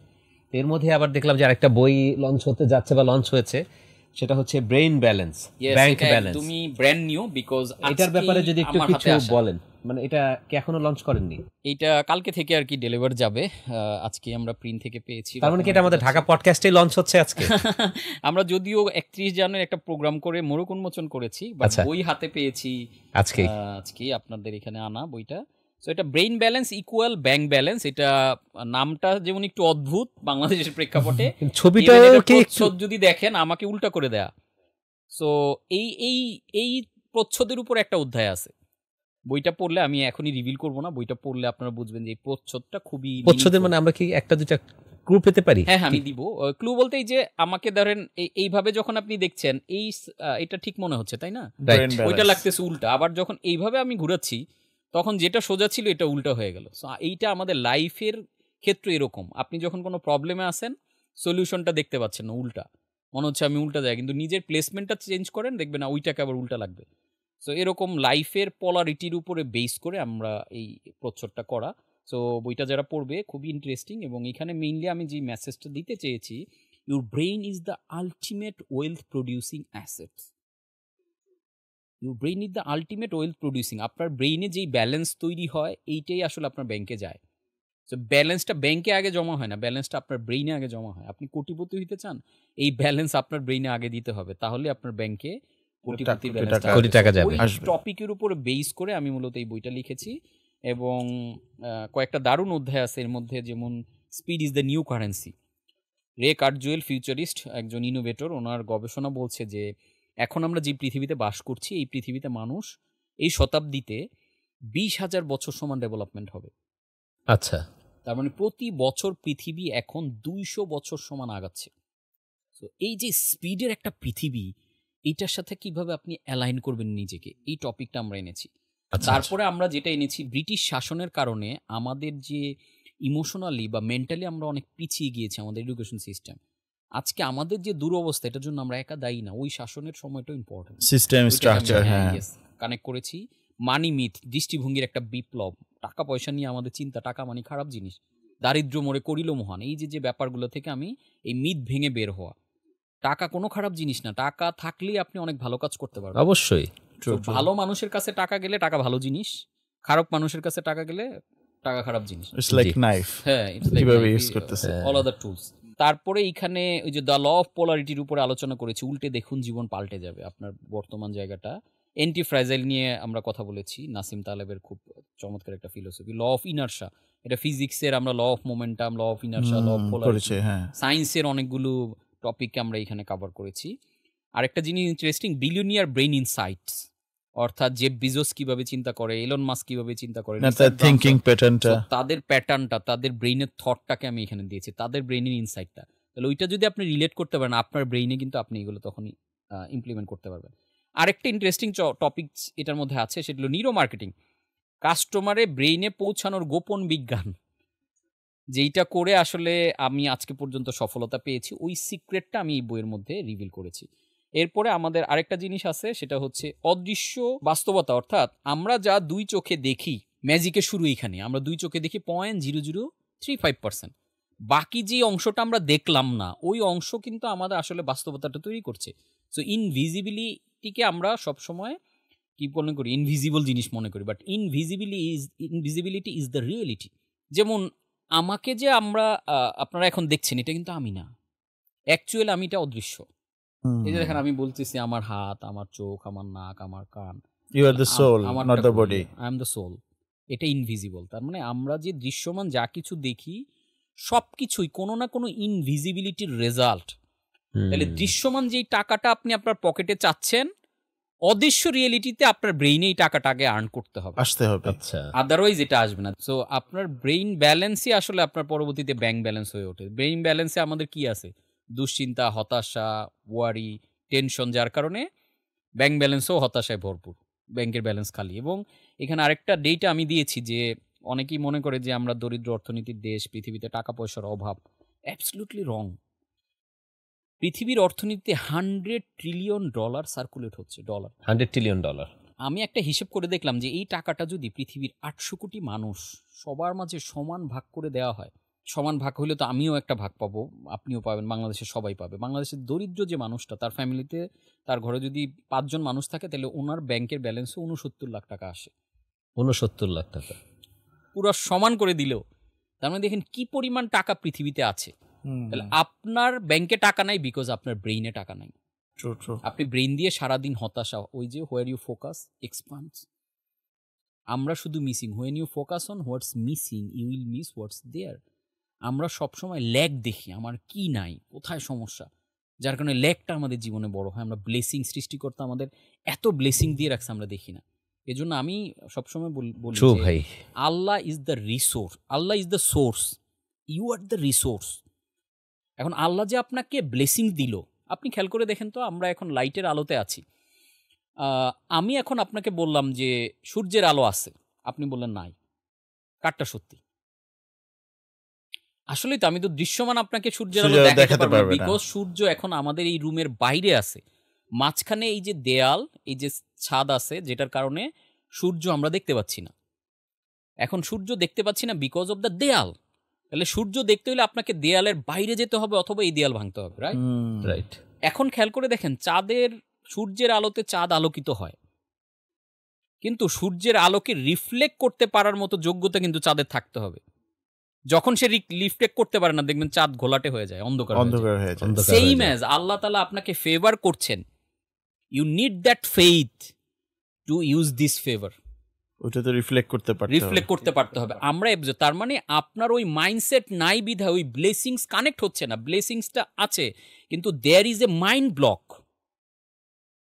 So you have money problem not for money, you have money problem for your brain. এটা আমি এই জায়গাটাতে আর মাইন্ডসেট, যে আপনি রাইট জায়গায় না থাকলে, অপরচুনিটি থাকলেও আপনি দেখবেন না। সূর্য আছে, আমরা দেখতেছি না, তার মানে সূর্য নাই ব্যাপারটা তা না, বাট আমি রাইট জায়গায় নাই বিধায় সূর্য দেখা যাচ্ছে না। আল্লাহর ব্লেসিংস অলওয়েজ আসতেছে আমাদের কাছে, বাট শয়তান একটা ব্লকিং দিয়ে রাখছে আমাদের ব্রেইনে, যার কারণে আমরা ব্লেসিং দেখছি না। আর ব্লেসিং না দেখলে আপনি ব্লেসিংস ইউজ করবেন কিভাবে? So Allah is the source, you are the resource to create your life. So উনি ওই সোর্স থেকে যা পাঠাচ্ছে আপনাকে নিতে হবে, রিসিভ করতে হবে, আপনার পাত্রটা তৈরি করতে হবে। তখন দেখবেন ওগুলো ইউজ করলে আপনার লাইফে ব্লেসিংসে ভরে যাবে। থ্যাংক ইউ, অসাধারণ। কাঞ্চন ভাই, আমি একটা ব্যবসা নিয়ে আপনাকে কোশ্চেন করতে চাই। সেটা হচ্ছে, আমরা দেখছি যে অনেকে অনেক ছোট ব্যবসা করেন, যে সাপোজ একটা দোকান নিয়ে বসেছেন, একজন চায়ের দোকানদার, এখন তার স্বপ্ন আছে যে সে একজন বিলিয়নিয়ার ব্যবসা হবে, তার ব্যবসাটাকে সে বিলিয়নিয়ার ব্যবসায়ীতে রূপান্তর করবে। তো সে কিভাবে তার সেই ব্যবসাকে $1 বিলিয়ন ব্যবসায়, বা সে নিজে বিলিয়নিয়ার হতে পারে, কিভাবে সে সেই স্টেপগুলো শুরু করতে পারে? সিম্পল কথা, মানে সে চা বিক্রি করে না কি করে দেখার বিষয় না, কারণ পৃথিবীর প্রতিটা প্রোডাক্ট নিয়ে কোটি টাকার ব্যবসা আছে, আবার প্রতিটা প্রোডাক্টে ক্ষতিগ্রস্ত। বইয়ের ব্যবসা করে কোটি টাকা লস করছে আছে, আবার কোটি টাকা আয় করছে আছে। এই স্যুট নিয়ে ব্যবসা করে কোটি টাকা আয় করেছে। সো আপনি চা বিক্রি করতেছেন না কি বিক্রি করতে ম্যাটার না, আপনার ব্রেইনে কি আছে এটা হচ্ছে ম্যাটার। কারণ আপনার ব্রেইনের ইনভিজিবিলিটি আপনার লাইফের ভিজিবিলিটি তৈরি করবে। সো সে চা বিক্রি করুক আর যত ছোট ব্যবসায়ী, কারণ পৃথিবীর, আপনি চা বিক্রেতার কথা বলতেছেন, আপনি বিল গেটস থেকে শুরু করছে, গ্যারেজ থেকে, তারপরে স্টিভ জবস গ্যারেজ থেকে। তাহলে প্রত্যেকটা আমরা, এই যে আমাকে এই সাইজের, আপনার সাইজ শরীরে এভাবে জন্মাইছি আমরা, প্রত্যেকে ছোট বাচ্চা আমাদেরকে কুলে নিছে, ছোট হয়েই জন্মায় পৃথিবীতে সবকিছু। প্রত্যেকটা বিজনেস, ইভেন বিল গেটসের মতো মানুষ বা স্টিভ জবসের মতো মানুষ গ্যারেজ থেকে ছোট করে যদি শুরু করতে পারে, তাহলে আমরা ছোট শুরু করছি এই না যে আমরা সারা জীবন ছোট থাকবো। অ্যামাজন তো বই বিক্রি করে শুরু করছে, এখন সারা পৃথিবীর এহেন কোনো প্রোডাক্ট নাই যেটা সেখানে সে বিক্রি করে না। সো আপনি ছোট শুরু করেন, ইটস ওকে, কিন্তু আপনার চিন্তাটা যাতে ছোট না থাকে, আপনার ব্রেইনের সেট আপটা যাতে ছোট না থাকে। তো আপনার চিন্তা বড় থাকলে আপনি তখন ওই চিন্তা অনুযায়ী নিজেকে প্রস্তুত করবেন। তো আমি এজন্য সবসময় একটা কথা বলি যে আপনি আপনার স্বপ্নটাকে ছোট করে আনবেন না আপনার বাস্তবতার আলোকে, বরং আপনার স্বপ্ন অনুযায়ী নিজেকে স্কিল করেন। জি, স্বপ্ন অনুযায়ী আপনি স্কিল করলে একসময় স্বপ্নটা আপনি ধরতে সক্ষম হবেন। এখন স্কিল না করে আপনি সারাদিন দিবা স্বপ্ন দেখতেই পারেন, সেটা আলাদা জিনিস। কিন্তু আপনি স্বপ্ন অনুযায়ী, কমিটমেন্ট অনুযায়ী কাজ করছেন কিনা, এভরিডে নিজেকে তৈরি করছেন, দ্যাটস দ্য ম্যাটার।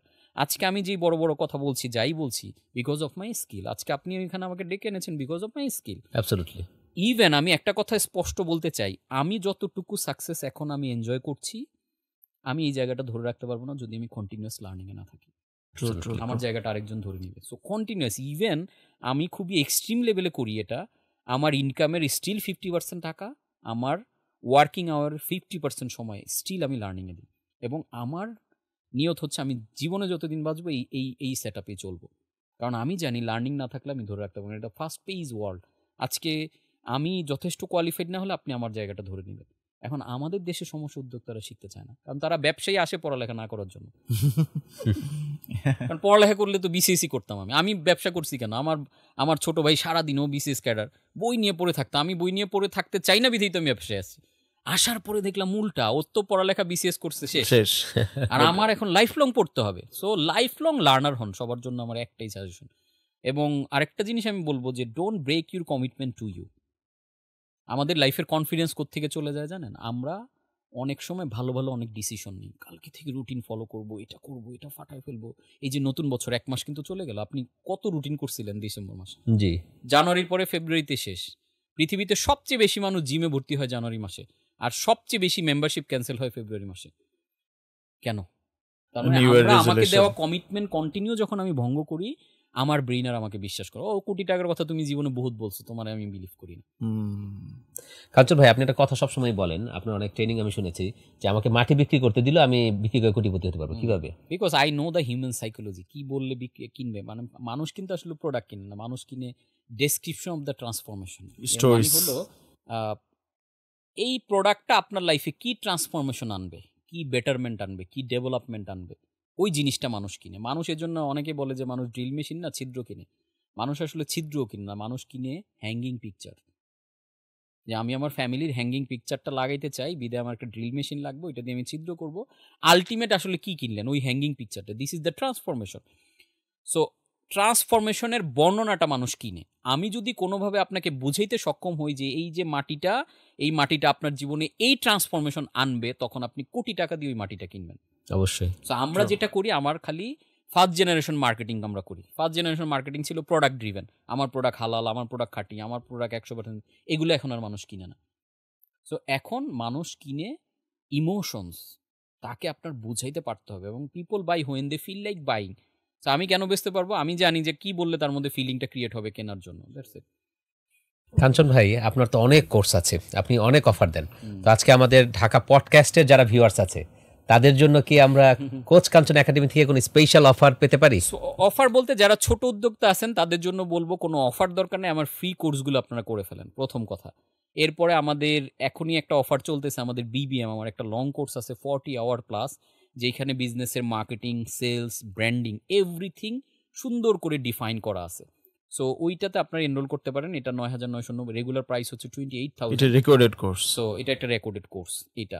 আর যাদের সামর্থ্য আছে, লাইফে বিগ ড্রাইভ দিতে চান, নিজেকে অর্গানাইজড করে বড় কিছু করতে চান, তাদের জন্য আমাদের এইটা 5 লাখ টাকা থাকে নর্মালি। আমি ঢাকা পডকাস্টের জন্য বলতেছি, আমাদের লাস্ট প্রোগ্রামে এই অফারটা ছিল যে 3,50,000 টাকায় প্রথম 5 জনের জন্য। সো যারা ঢাকা পডকাস্ট থেকে আসবে, সো তাদের সবার জন্যই আমাদের এই অফারটা ওপেন থাকবে। 3,50,000 টাকায় আপনি ব্রেভের ব্যাচ 6-এ জয়েন করতে পারবেন। Wow, thank you very much. Kanchan ভাই, আমরা প্রতি পডকাস্টে আমাদের যারা গেস্ট আসেন তাদের কাছ থেকে একটা সিগনেচার রাখি আমাদের মাগে। 37 পডকাস্ট, এটা হচ্ছে আপনার মগ। এখানে আপনার একটা মেসেজ দিতে হবে এবং একটা সিগনেচার। হ্যাঁ, সো আমার সিগনেচারের সাথে আমার যে মেসেজ, একটাই মেসেজ আমার, হ্যাপিনেস অন। আমার নামের শেষ 2টা অক্ষর যদি আপনারা খেয়াল করে দেখেন, ON। সো এই অনটাকে আমি আমার লাইফের একটা ফিলোসফি হিসেবে ডেভেলপ করেছি যে কোচ কাঞ্চন হ্যাপিনেস অন। তো আমার এই অনটাকে আমি হ্যাপিনেস অন করার জন্য করি আসলে, যে আমি প্রতি মুহূর্তে যা করছি, আমার বই লেখা, ট্রেনিং করানো, সব কিছুর মূল উদ্দেশ্য আপনাদের লাইফের হ্যাপিনেস অন করা। সো এই মেসেজটাই আমি মগেও লিখে দিচ্ছি।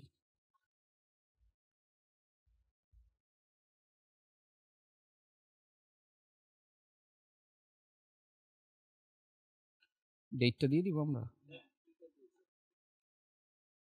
G2, hmm.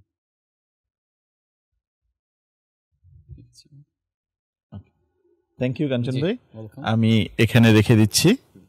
Thank you so much Kanchan ভাই, আপনাকে আমাদের এখানে সময় দেওয়ার জন্য এবং অসাধারণ কিছু কথা আমরা হয়তো কখনোই জানতাম না। কিন্তু আজকে আপনি কি শুনেছি। জানেন কাঞ্চন ভাইয়ের আসল নাম কি? কোচ কাঞ্চন ভাই, আপনার আসল নাম কি?